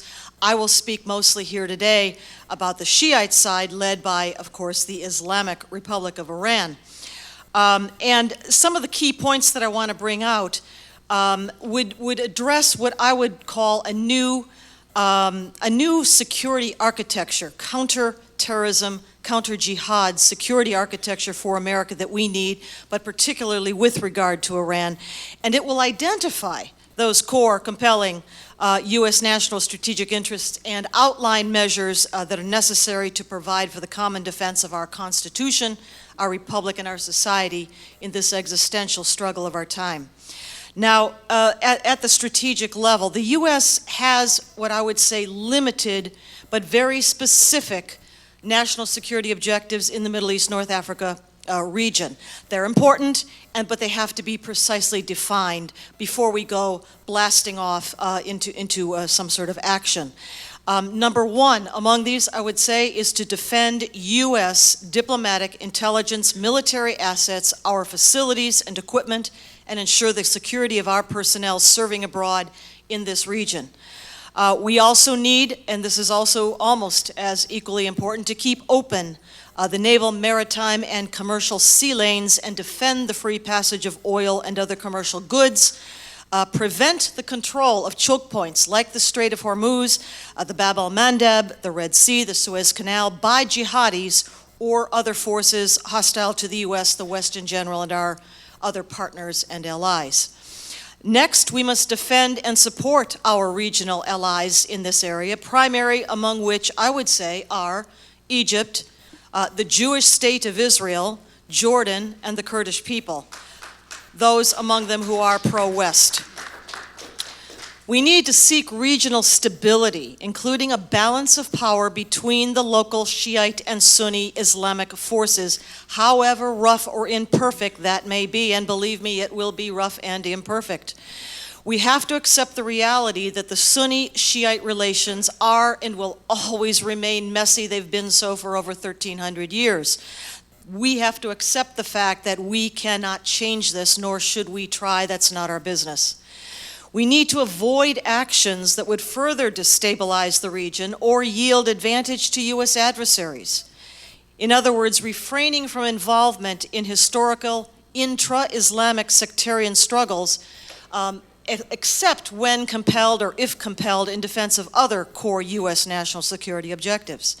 We also have to understand that fashionable policies of the day, like exporting democracy, coin, winning hearts and minds, nation building, these are futile among societies still enthralled to Islamic law, to Sharia. Sometimes this means that accepting local strongman rule that supports U.S. and Western interests, even though it may not be democratic, is the lesser of two evils, when the alternative would be either chaos or an Islamic jihad and Sharia takeover. Now, none of this that I'm talking about will be possible until, as Ace has just outlined for us, our military is rebuilt. We must rebuild the U.S. military for anything that I'm going to talk about today to be effective or to take action on. Let's move to Iran specifically. We must acknowledge that the enemy threat doctrine of Islamic law of Sharia is pursued as a matter of doctrine and faith by the global Islamic movement, including devout Muslims across the entire world. That includes Iran. The White House, therefore, I think, must formulate and publish and implement a new national security strategy that defines Islamic law, Sharia, as an enemy threat doctrine, with the priority objective to counter it and defeat the forces of Islamic Jihad globally. That means including the regime currently in power in Iran and has been for over 36 years. Within the global jihad movement, threats are myriad, including deep systemic institutionalized penetration by the Muslim Brotherhood, as you heard our colleagues talk about, of our national security leadership and apparatus. But Iran is far and away the most critical, dangerous, and immediate U.S. adversary in this entire region. The Tehran regime succeeded in blinding our U.S. leadership to its threat by an equally deep, equally to the Muslim Brotherhood penetration of the intelligence community, the White House, the Department of State, and that is by the Iran lobby.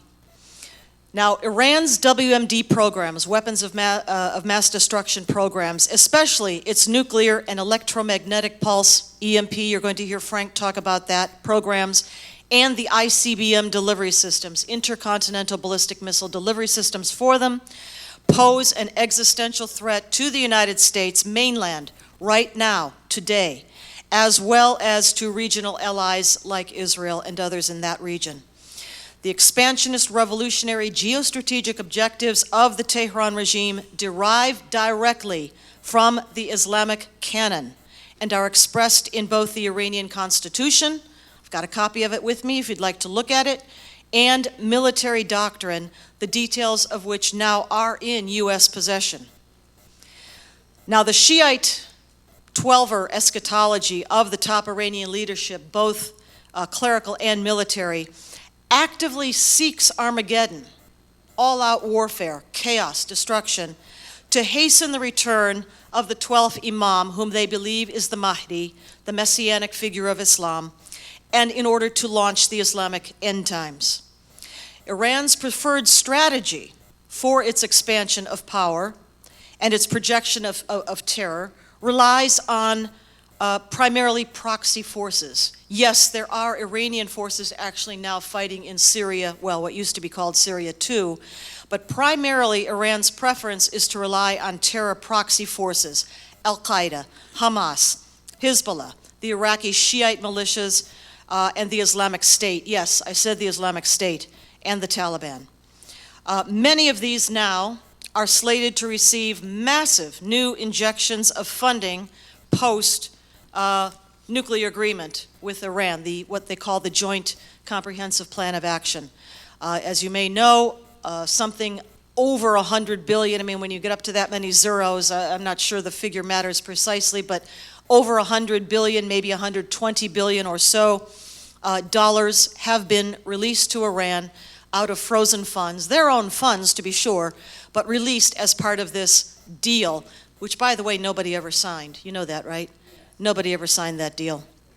Now, note also, within just the last couple of days, we have seen the release of some of the documents captured at Abbottabad when Osama bin Laden was killed there in Pakistan. And some of those documents were just released over the last couple of days, and there are quite a few of them.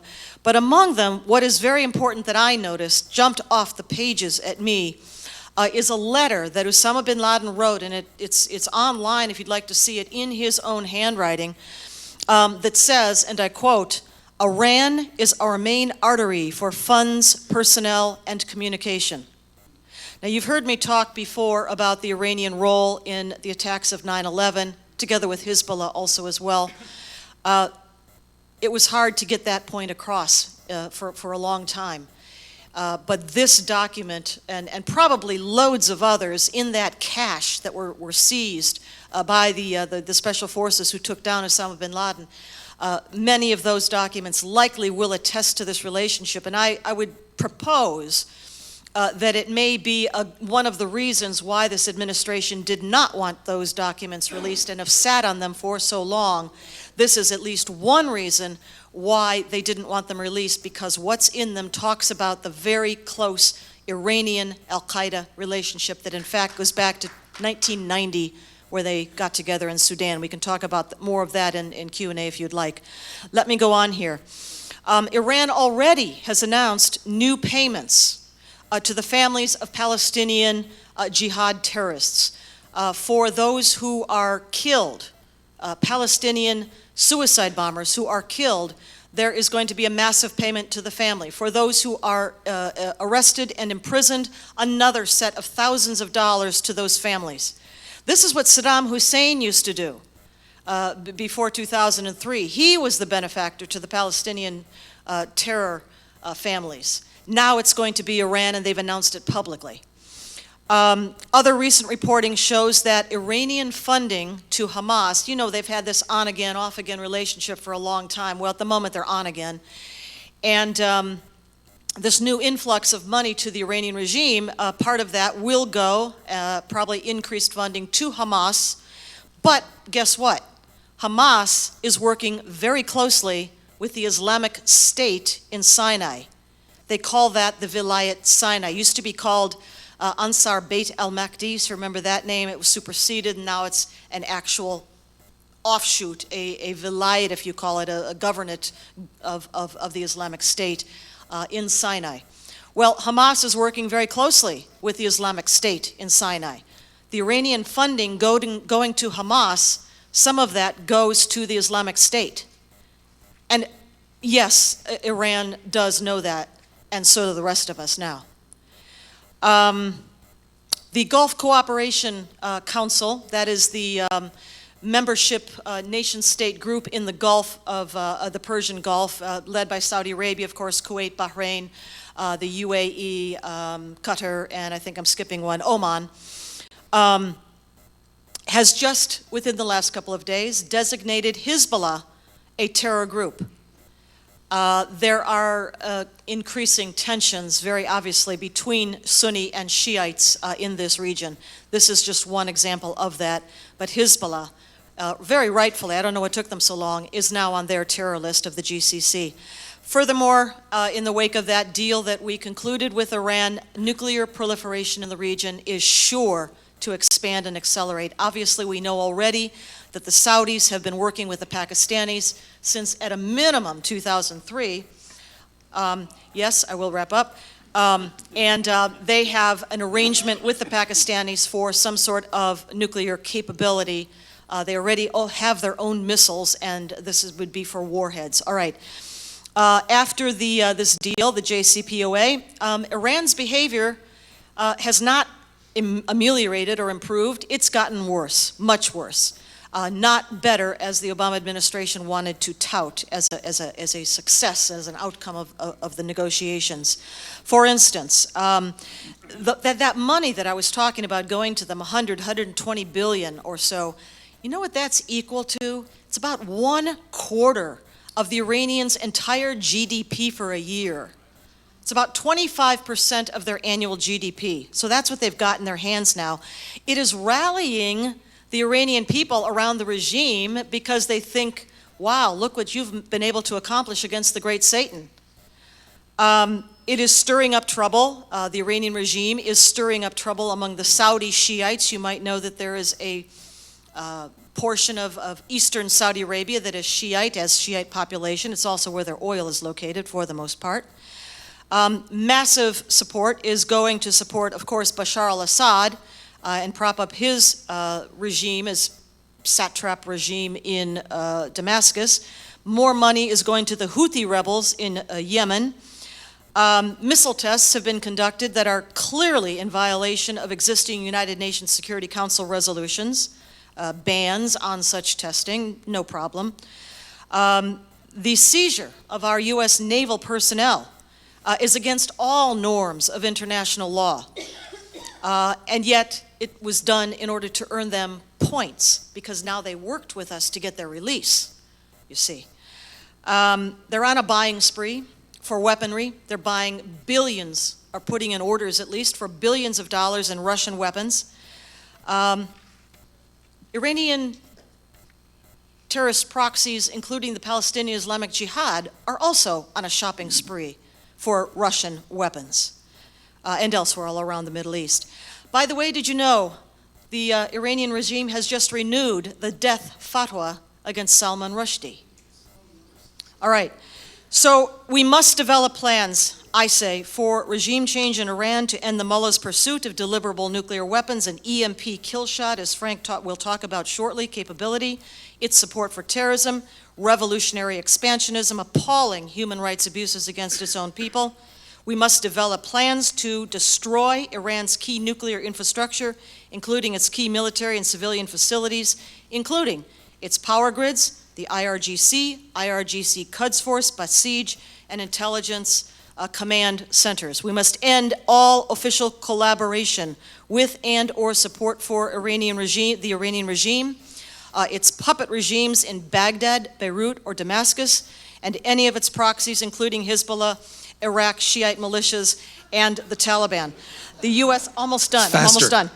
These are the must-do. This is what we have to do. I laid out the problems. These are now the solutions that I think we need to take. The U.S. must declare a formal U.S. commitment to regime change in Tehran, support the free expression of the will of the Iranian people, and our willingness to work with the Iranian opposition groups to achieve that. We must not be fooled by the facade of a democratic system in Iran. Those recent elections to its parliament, the Majlis and the Assembly of Experts, purport to show gains by so-called moderates or reformers, and thus a victory for President Rouhani and the JCPOA process. That's all kabuki dance. We must abrogate the JCPOA, which was never signed, as I say, by any party in the first place, declare Iran's nuclear weapons program illicit and in violation of the nuclear NPT, Non-Proliferation Treaty, and multiple United Nations Security Council resolutions, because the truth is that the JCPOA not only legitimizes Iran's overt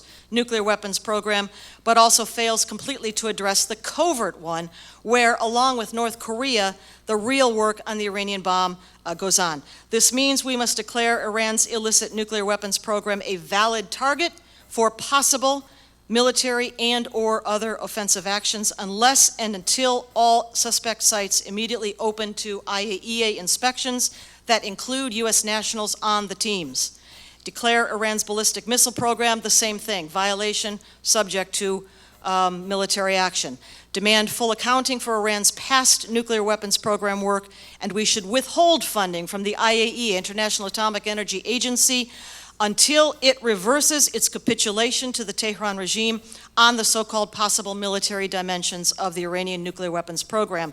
Demand an immediate and unconditional release of all U.S. hostages held by Iran or any of its terror proxies, beginning with former FBI agent Robert Levinson. None of this is going to be easy or automatic because our credibility, as Asa said, has been degraded so badly. We are now going to have to take steps above and beyond what would otherwise have been normal and reasonable, simply to restore that credibility and get it back to where it needs to be. But it's imperative that we do this to reestablish American leadership in the world, respect, and our own sense of identity as a people and a nation. Return to first things principles of our founding fathers. Thank you. Thank you very much, Clare Lopez.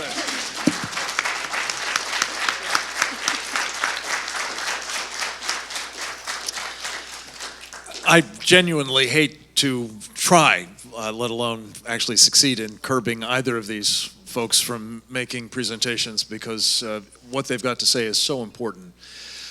I really think what's also important, though, is hearing a little bit about this this last bit, and I'm going to go through this very quickly, and then I'll leave some time for questions. We are, by the way, going to have a reception afterwards, so if you can bear up, we'll take you upstairs for a bite.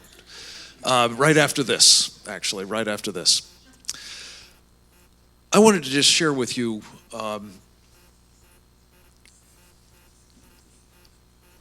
a problem that I guess the way I think of it is reminiscent of something that the 9/11 Commission, the group that was impaneled to try to figure out what happened to us on that terrible day in 2001.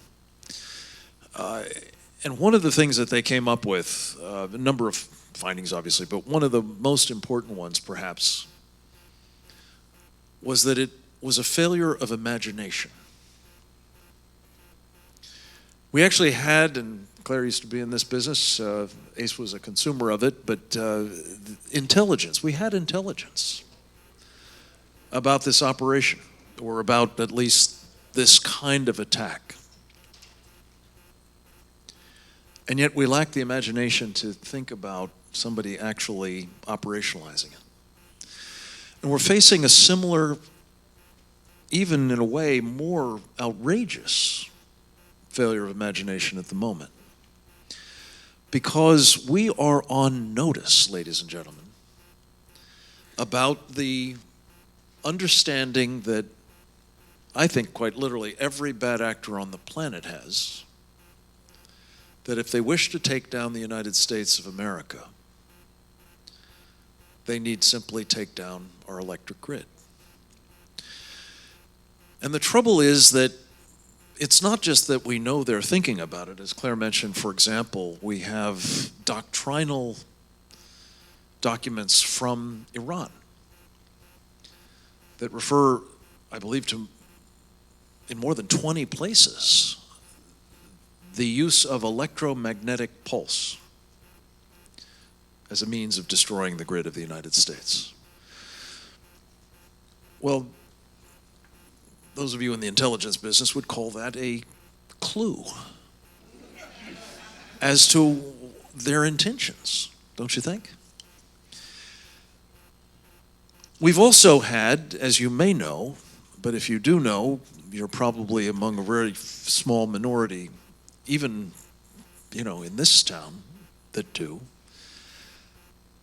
Back in the dark of night, on the 16th of April, 2013, some unknown number of individuals broke into 2 underground vaults in close proximity to a major transformer substation outside of San Jose, California.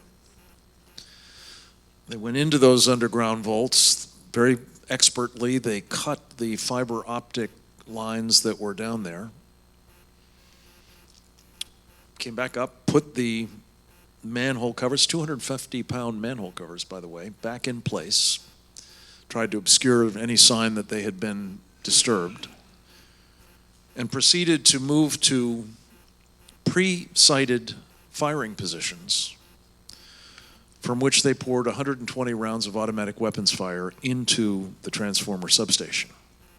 110 of the 120 bullets, again, in the black of night, hit targets, not the transformers themselves, which, while big, are more or less invulnerable to automatic weapons fire, but they punctured holes in the cooling radiators that keep those high voltage transformers from overheating and ultimately blowing up. And ladies and gentlemen, but for the grace of God and the fact that in their surgery, they, I assume, inadvertently missed one link, which happened to be a communications link between the facility and an off-site control center, which, when they saw the pressure dropping and the temperature spiking, did what they're supposed to do, which is power down on an emergency basis those transformers before they blew up. Had that not happened, we would have lost 17 of those essentially irreplaceable high voltage transformers, and probably the other 4 that were co-located with them but that weren't hit, or their radiators weren't hit. And the effect of that, had it happened, would probably have been to plunge Northern California, including San Francisco, San Jose, and Silicon Valley, into darkness, possibly for years. That's a close call. We also have had a series of incidents, I believe one just happened today or yesterday, in Syria, where somebody used cyber weapons to take down the Syrian grid. A few weeks back, somebody, we believe Russians, took down the Ukrainian grid. A few months before that, somebody, we think Iranians, took down the Turkish grid by simply putting, worms, malware, whatever it is, inside the control systems and turning them off. Now, fortunately, I haven't heard about the Syrians. I assume they're back up, but the others came back up reasonably quickly. But this is not a drill, folks, especially since we know, on the basis of some forensic reverse engineering that was done by a firm called Cylance about a year and a half ago now, that the Iranians had actually gotten inside our electric grids, control systems, and operated, well, at least been there for 2 years. And then there's this. Even if nobody uses physical attacks against us, nobody utilizes these cyber weapons against our grid. Nobody uses a thermonuclear weapon or smaller one in space to generate these gamma rays that create this electromagnetic pulse on the ground, which would be devastating to our grid. Or does it in a more retail fashion, using EMP generators in proximity to those transformers. Even, let's just say for the purpose of discussion, nothing like any of those bad things happens, even though we are on notice that they could. That arguably we're on borrowed time, that it hasn't happened already to us. There's this. Roughly every 150 years, something that happens all the time, to a greater or lesser degree, namely geomagnetic disturbances, or solar flares if you're a layman like me, go shooting off into space. But roughly every 150 years, they go shooting off into space, bore-sighted on the Earth. And when that happens, a burst of electromagnetic energy akin to, but actually worse than, the kind that I talked about with a nuclear weapon detonated in space, covers the entire planet, possibly for a couple of days. The last time that happened was 1859, at which time the only electric grid, if you will, that the world knew, namely telegraph systems, caught fire. And the likelihood is that were the kind of electronic and electrical systems we have today to be subjected to similar kind of power loads, it would be all over. They would be destroyed. In, I believe it was July of 2012, we had what astrophysicists call a close call, because one of these storms came to a point in space a week away from where the Earth would be in its orbit. So again, we are on notice that the kind of electric system that we rely upon today, for literally, think about it, every aspect of life, is extraordinarily vulnerable to devastating attack or a natural phenomenon that would be similar to it, only perhaps worse. So one of the things that we're focused on at the Center for Security Policy, and that we're working with a wonderful group of people with whom we're making common cause, called the Secure the Grid Coalition, is to try to make sure that not just the bad guys know about the vulnerabilities that I've just described, but that the good guys know, that people like you know, people watching this live stream know. Because with your help, we can take the sorts of steps that the United States military figured out about 50 years ago were necessary to protect the kind of assets that Admiral Lyons used to command. At the time, we principally were focusing on our nuclear deterrent forces, but to varying degrees, other assets have been protected as well through one or more of the three basic, and I mean basic, techniques that the military developed and has utilized. One is basically a sort of surge protector, kind of thing I hope you have on your computer at home, only obviously more resilient against bigger surges, depending on what you're trying to protect. Or a shunt, a capacitor that simply moves the surge around whatever it is you're trying to protect. Or something that you actually have in your home, almost certainly, though you may not know that it's a Faraday cage. You think of it as your microwave oven. because it's designed to keep energy from emanating from it and frying you. It also has the ability to protect what's inside against energy coming from outside. So I'm fond of saying, if you wish, you can put your cell phone or your laptop inside the microwave and protect it against these high energy pulses.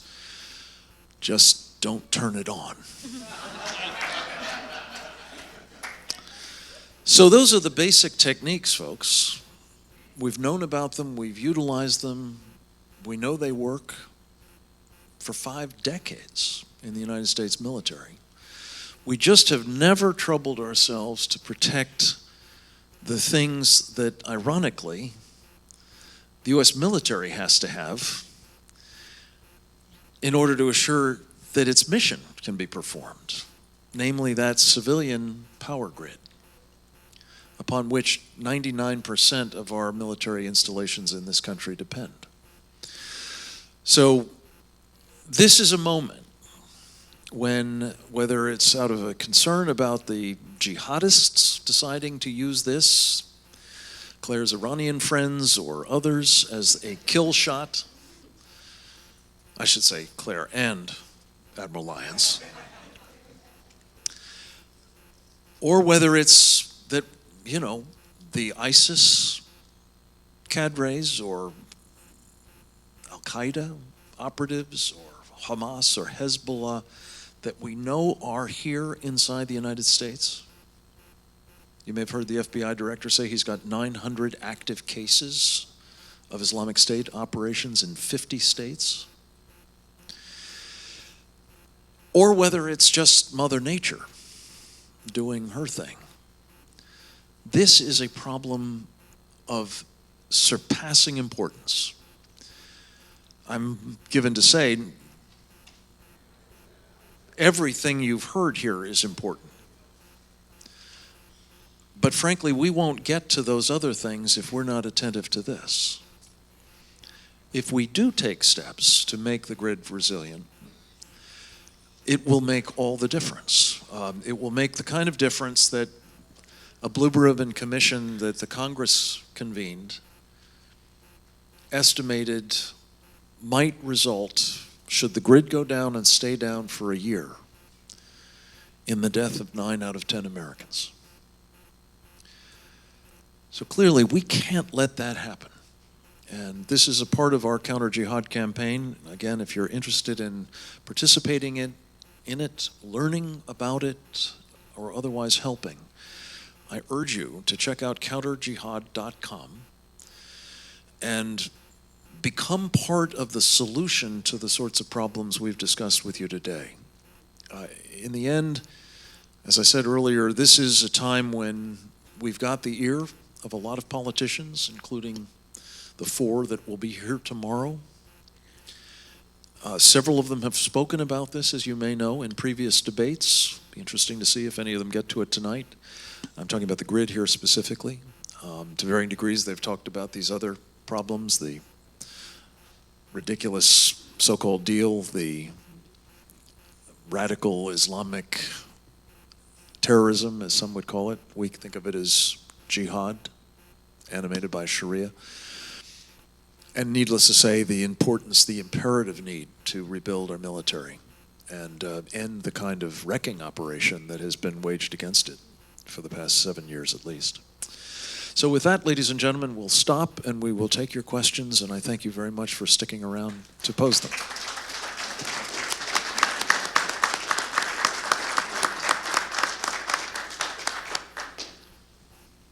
Admiral Lyons has just told me to wrap it up.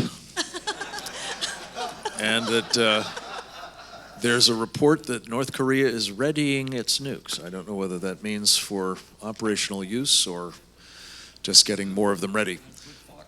Yes, sir.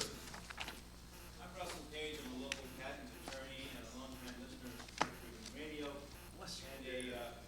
a late Carter era Navy ROTC washout. But my question concerns how we approach solutions to the problems that have been described. And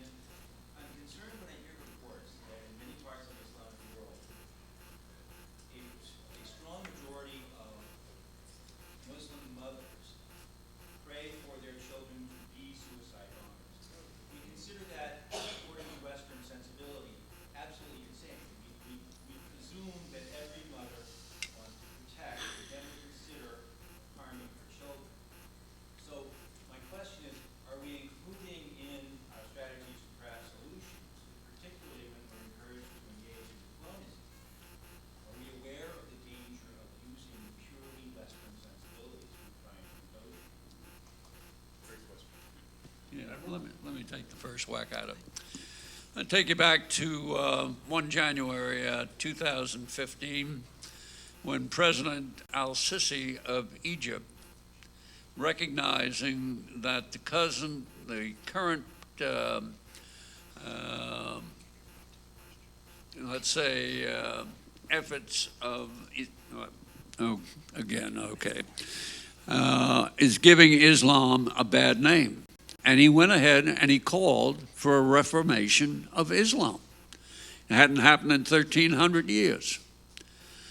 And I've got to say, regretfully, not one Western leader has joined him in that call, nor has the Pope, for that matter.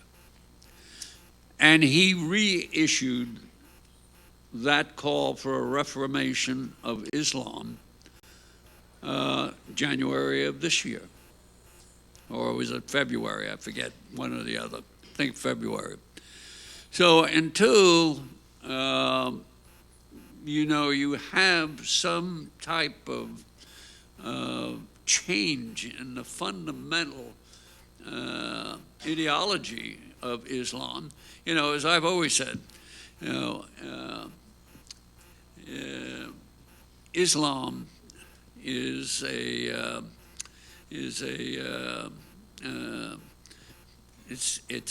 totalitarian ideology for world domination, masquerading as a religion. And until you understand that, you'll never be successful in defeating it. So. I'll add just a couple of quick things to that. The quick answer to your question is no. Most of our national security leadership doesn't even realize that the Islamic Jihad and Sharia adherent enemy, the global Jihad movement adherents, even think differently than they do. That is how you get policies like winning hearts and minds, because they don't understand that, no, they do not think the way we think. I'll use the example of Iran very quickly.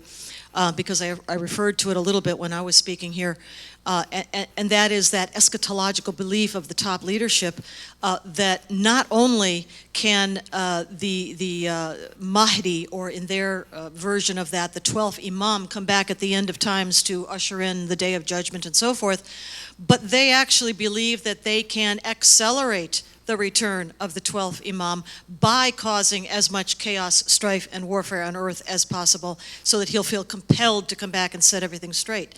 Now, put that mindset together with a regime that is driving for a deliverable nuclear weapon. No, they do not think the way we think, and our leadership does not understand that at all.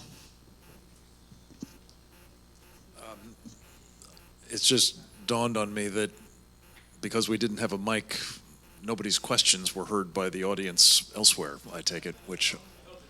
Did you? Excellent. All right, well, thank you, Adam, very much, and for all your great work, JP, as well, in making this possible, that people beyond this room have had the benefit of these great presentations. If I may just add a point on this, I think this is really such a central insight into the challenge we're facing, and I think our panelists on the previous program sort of addressed it as well.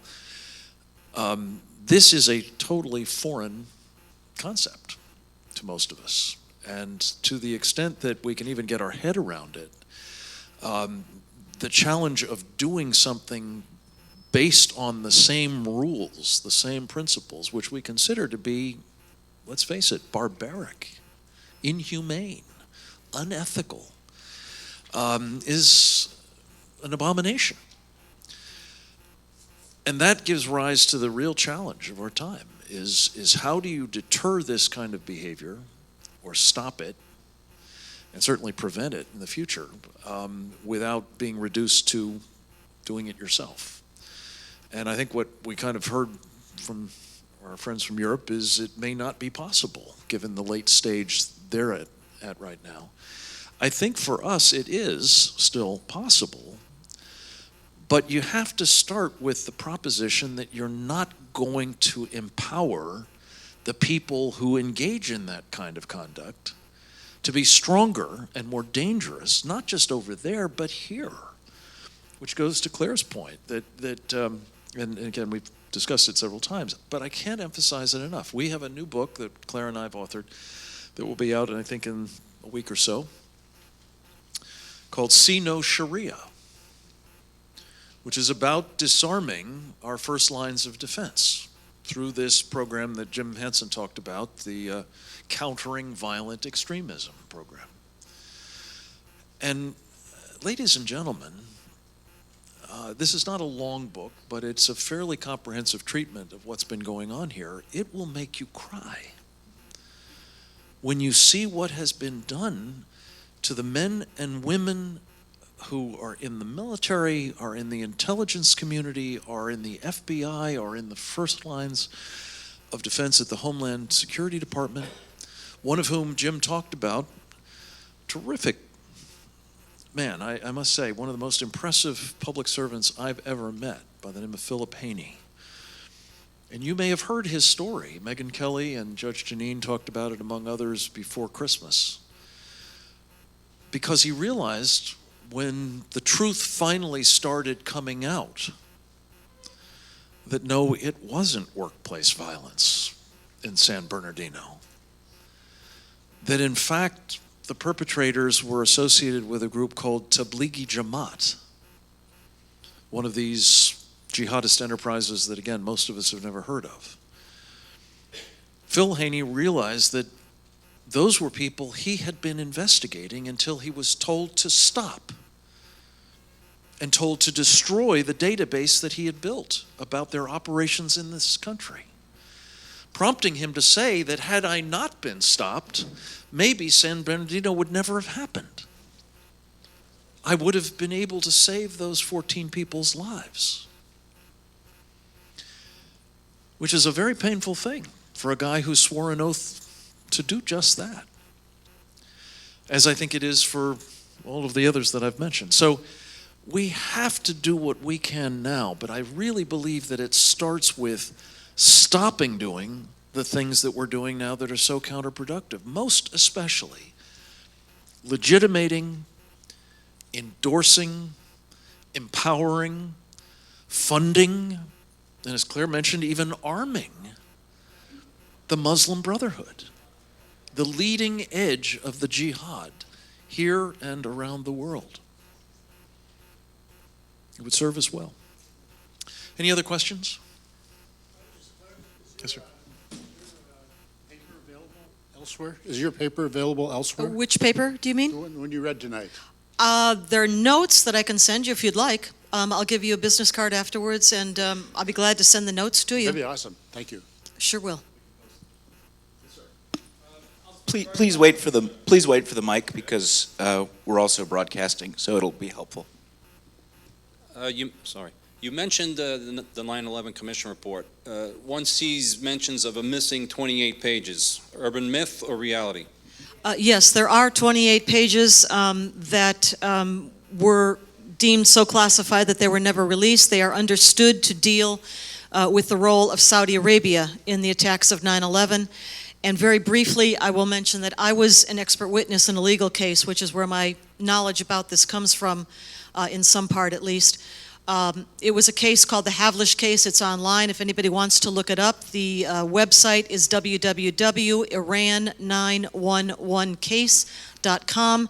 All the documents from the case are there. Look, please, at affidavit number 6 under the tab called Exhibits. That is the affidavit that I co-wrote with colleague Dr. Bruce Teft. But very briefly, both Iran and Saudi Arabia played a role in those attacks of 9/11. That has never been acknowledged by our government formally, except in brief references in the 9/11 Commission report.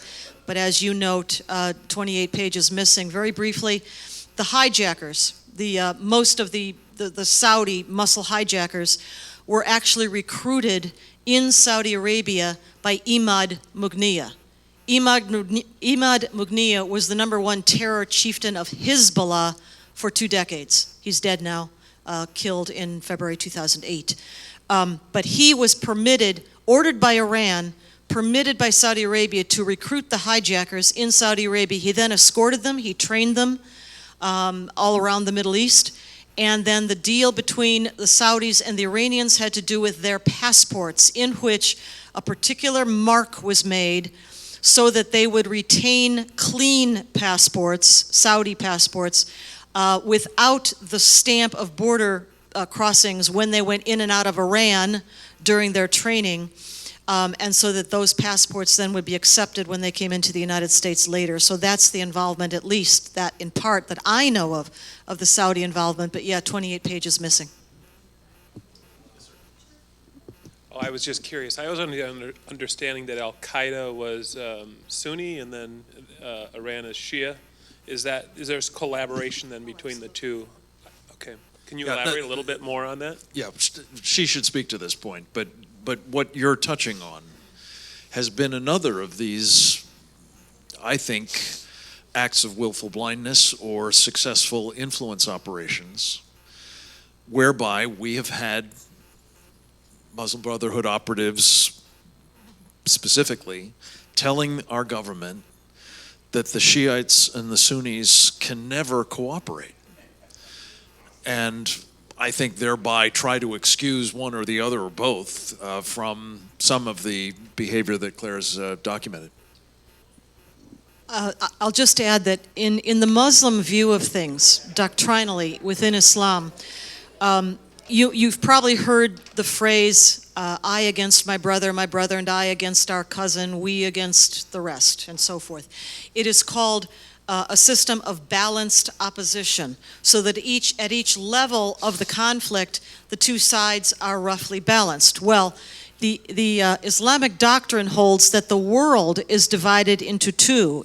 Dar al-Islam means those places already under Sharia, under Islamic law, where it's enforced, and Dar al-Harb, the house of war, those places where Sharia is not enforced. That is the macro level of balanced opposition, in which circumstance it is Dar al-Islam, the whole of Islam, versus the whole of not Islam. Jihad, of course, as you know, is defined in the books of law as warfare against the non-Muslim. That, at that level, they can, they will work together, and at the same time, that at the local level, let's say in what used to be called Iraq or what used to be called Syria, they're very happily tearing each other to shreds.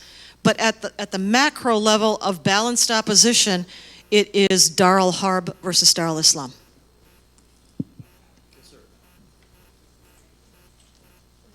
I just want to find out, is this whole entire session available on C-SPAN or some other?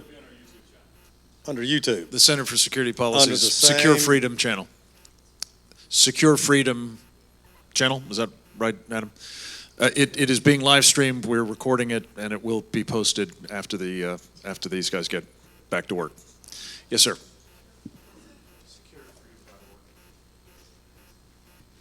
You often hear in the media that there's some kind of dichotomy between secular dictatorships like Assad and Saddam or Gaddafi and Islamist groups like Al-Qaeda and ISIS. In your opinion, is that true or false? Sure. Part of the reason that the rulers of North Africa, Ben Ali in Tunisia, Muammar Gaddafi in Libya, Hosni Mubarak in Egypt, were targeted by the Muslim Brotherhood, by the forces of Islam for overthrow, was precisely because they ruled somewhat secularly, despite Sharia being part of their constitutions. It's part of the constitution of most Islamic countries, but they didn't fully enforce it. That's why they were targeted. You may know that in the summer of 2010, Al-Qaeda published in its Inspire magazine issue of that month, I think July, calling on Muslims, rise up. And then the Muslim Brotherhood Secretary General at the time, Mohammed Badia, responded by the end of September, early October the same year, 2010, and he responded back and he declared jihad against what? Against non-faithful Muslim Arab rulers. What were they non-faithful to? Non-faithful to Sharia. That's why they were targeted. Bashar al-Assad likewise was targeted, but because he had such powerful backers in Iran and Russia, he has managed to hold on. But yes, there are rulers like those of North Africa, now all gone, and look at the chaos that's resulted, who do not enforce Sharia strictly. It's one Sharia, by the way. There aren't these different versions of Sharia all over the place. There's one Sharia. There is one Islamic law. It's written in the books. It's the doctrine. But it is enforced at all sorts of different levels of fidelity or strictness, and those rulers did not enforce it. That's why they were targeted for overthrow. And our administration, under the Obama administration, agreed that they should be overthrown and replaced by the Muslim Brotherhood. Yes, and some European governments as well, yes. Any other questions? Yes, sir. Yeah, I'm a 9/11 first responder. And thank you.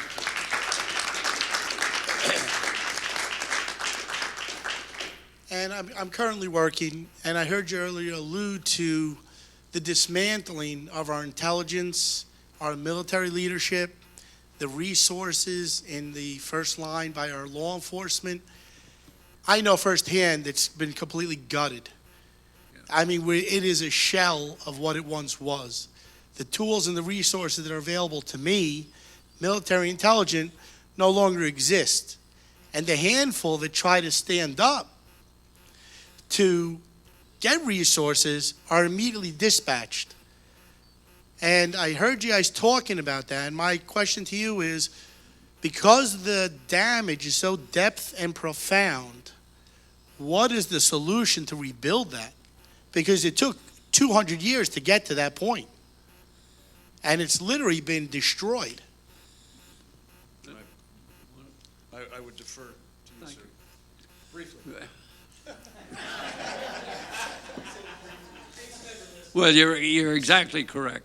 And, you know, let me take you back to the Muslim Brotherhood again, who are at the head of purging all our military training manuals,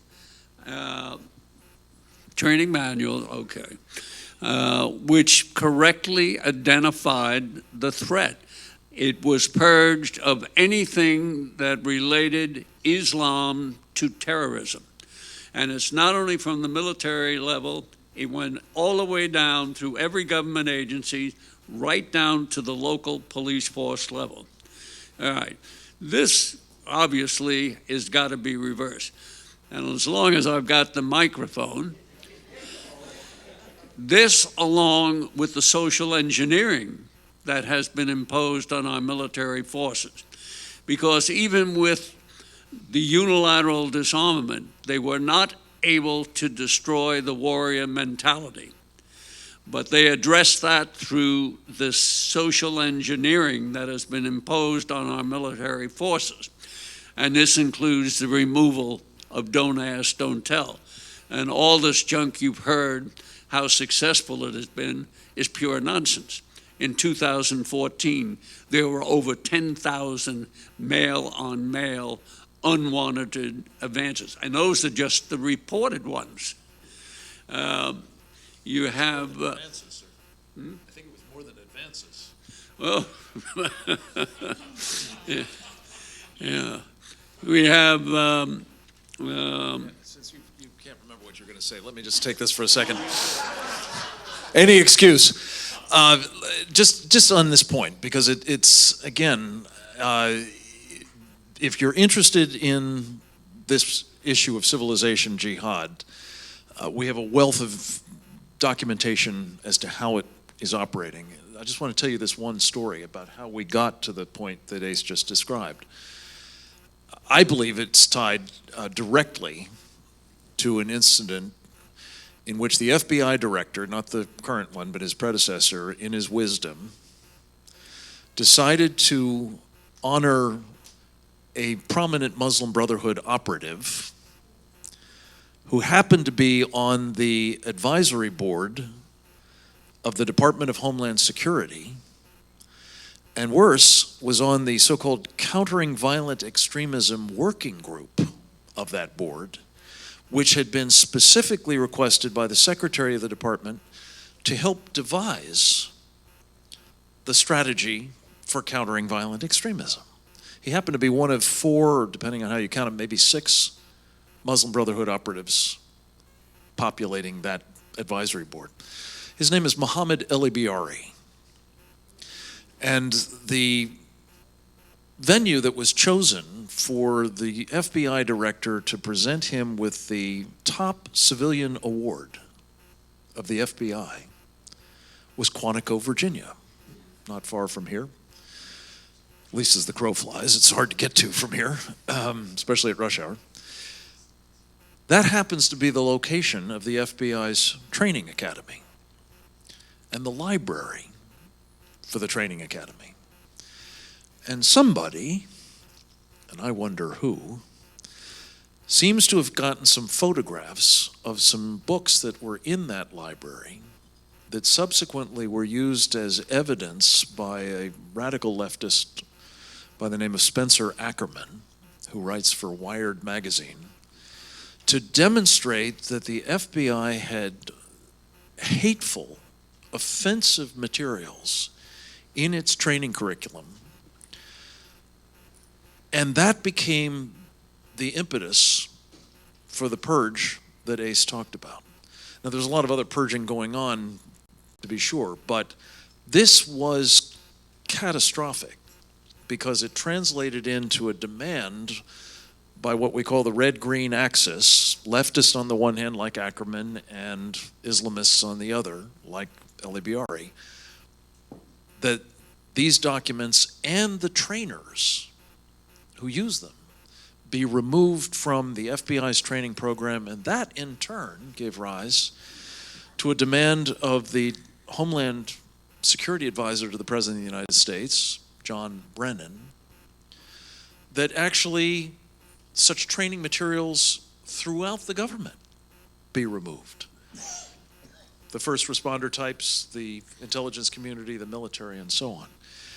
And I believe it was the 11th of November, something like that, 2011. No, but his answer back was November. His answer back was affirmative, that we will purge these things. And in fact, we wound up, it appears, relying upon Muslim Brotherhood operatives and unnamed subject matter experts to go through and find out all the stuff that was offensive and take it out. So this is how I believe we got to this point, and we are still reaping the whirlwind today. And I think it's going to take a new commander-in-chief who is clued up about this problem, who has the courage to insist that we will not continue this course, and this is critically important, folks. As I said, I had the privilege of working with Ronald Reagan.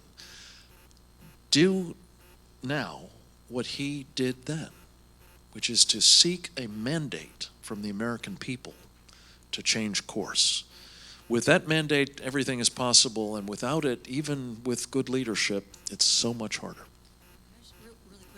To offer you just a little bit of hope, the expertise that used to teach your units, others like yours, local law enforcement, that expertise still exists. Some of us are out there right now around the country delivering training on a private basis to local law enforcement, to first responders, to police forces, to sheriff's departments and their deputies, and also prosecutors' offices around the country. That expertise is not gone. It needs to be brought back, and in the meantime, I think what we can and we need to do is to fill in what used to be offered from the federal level with some of the private instructors who were purged, but are still around, and we still have the knowledge. We know what to teach. Last question, anybody? Seeing none, we're going upstairs, if you care to join us, to the National Harbor Room, number 15. There's supposed to be people who will escort us up, but please come on upstairs and have something to drink, and we can continue the conversation. Thank you very much. Thanks to those of you watching at home.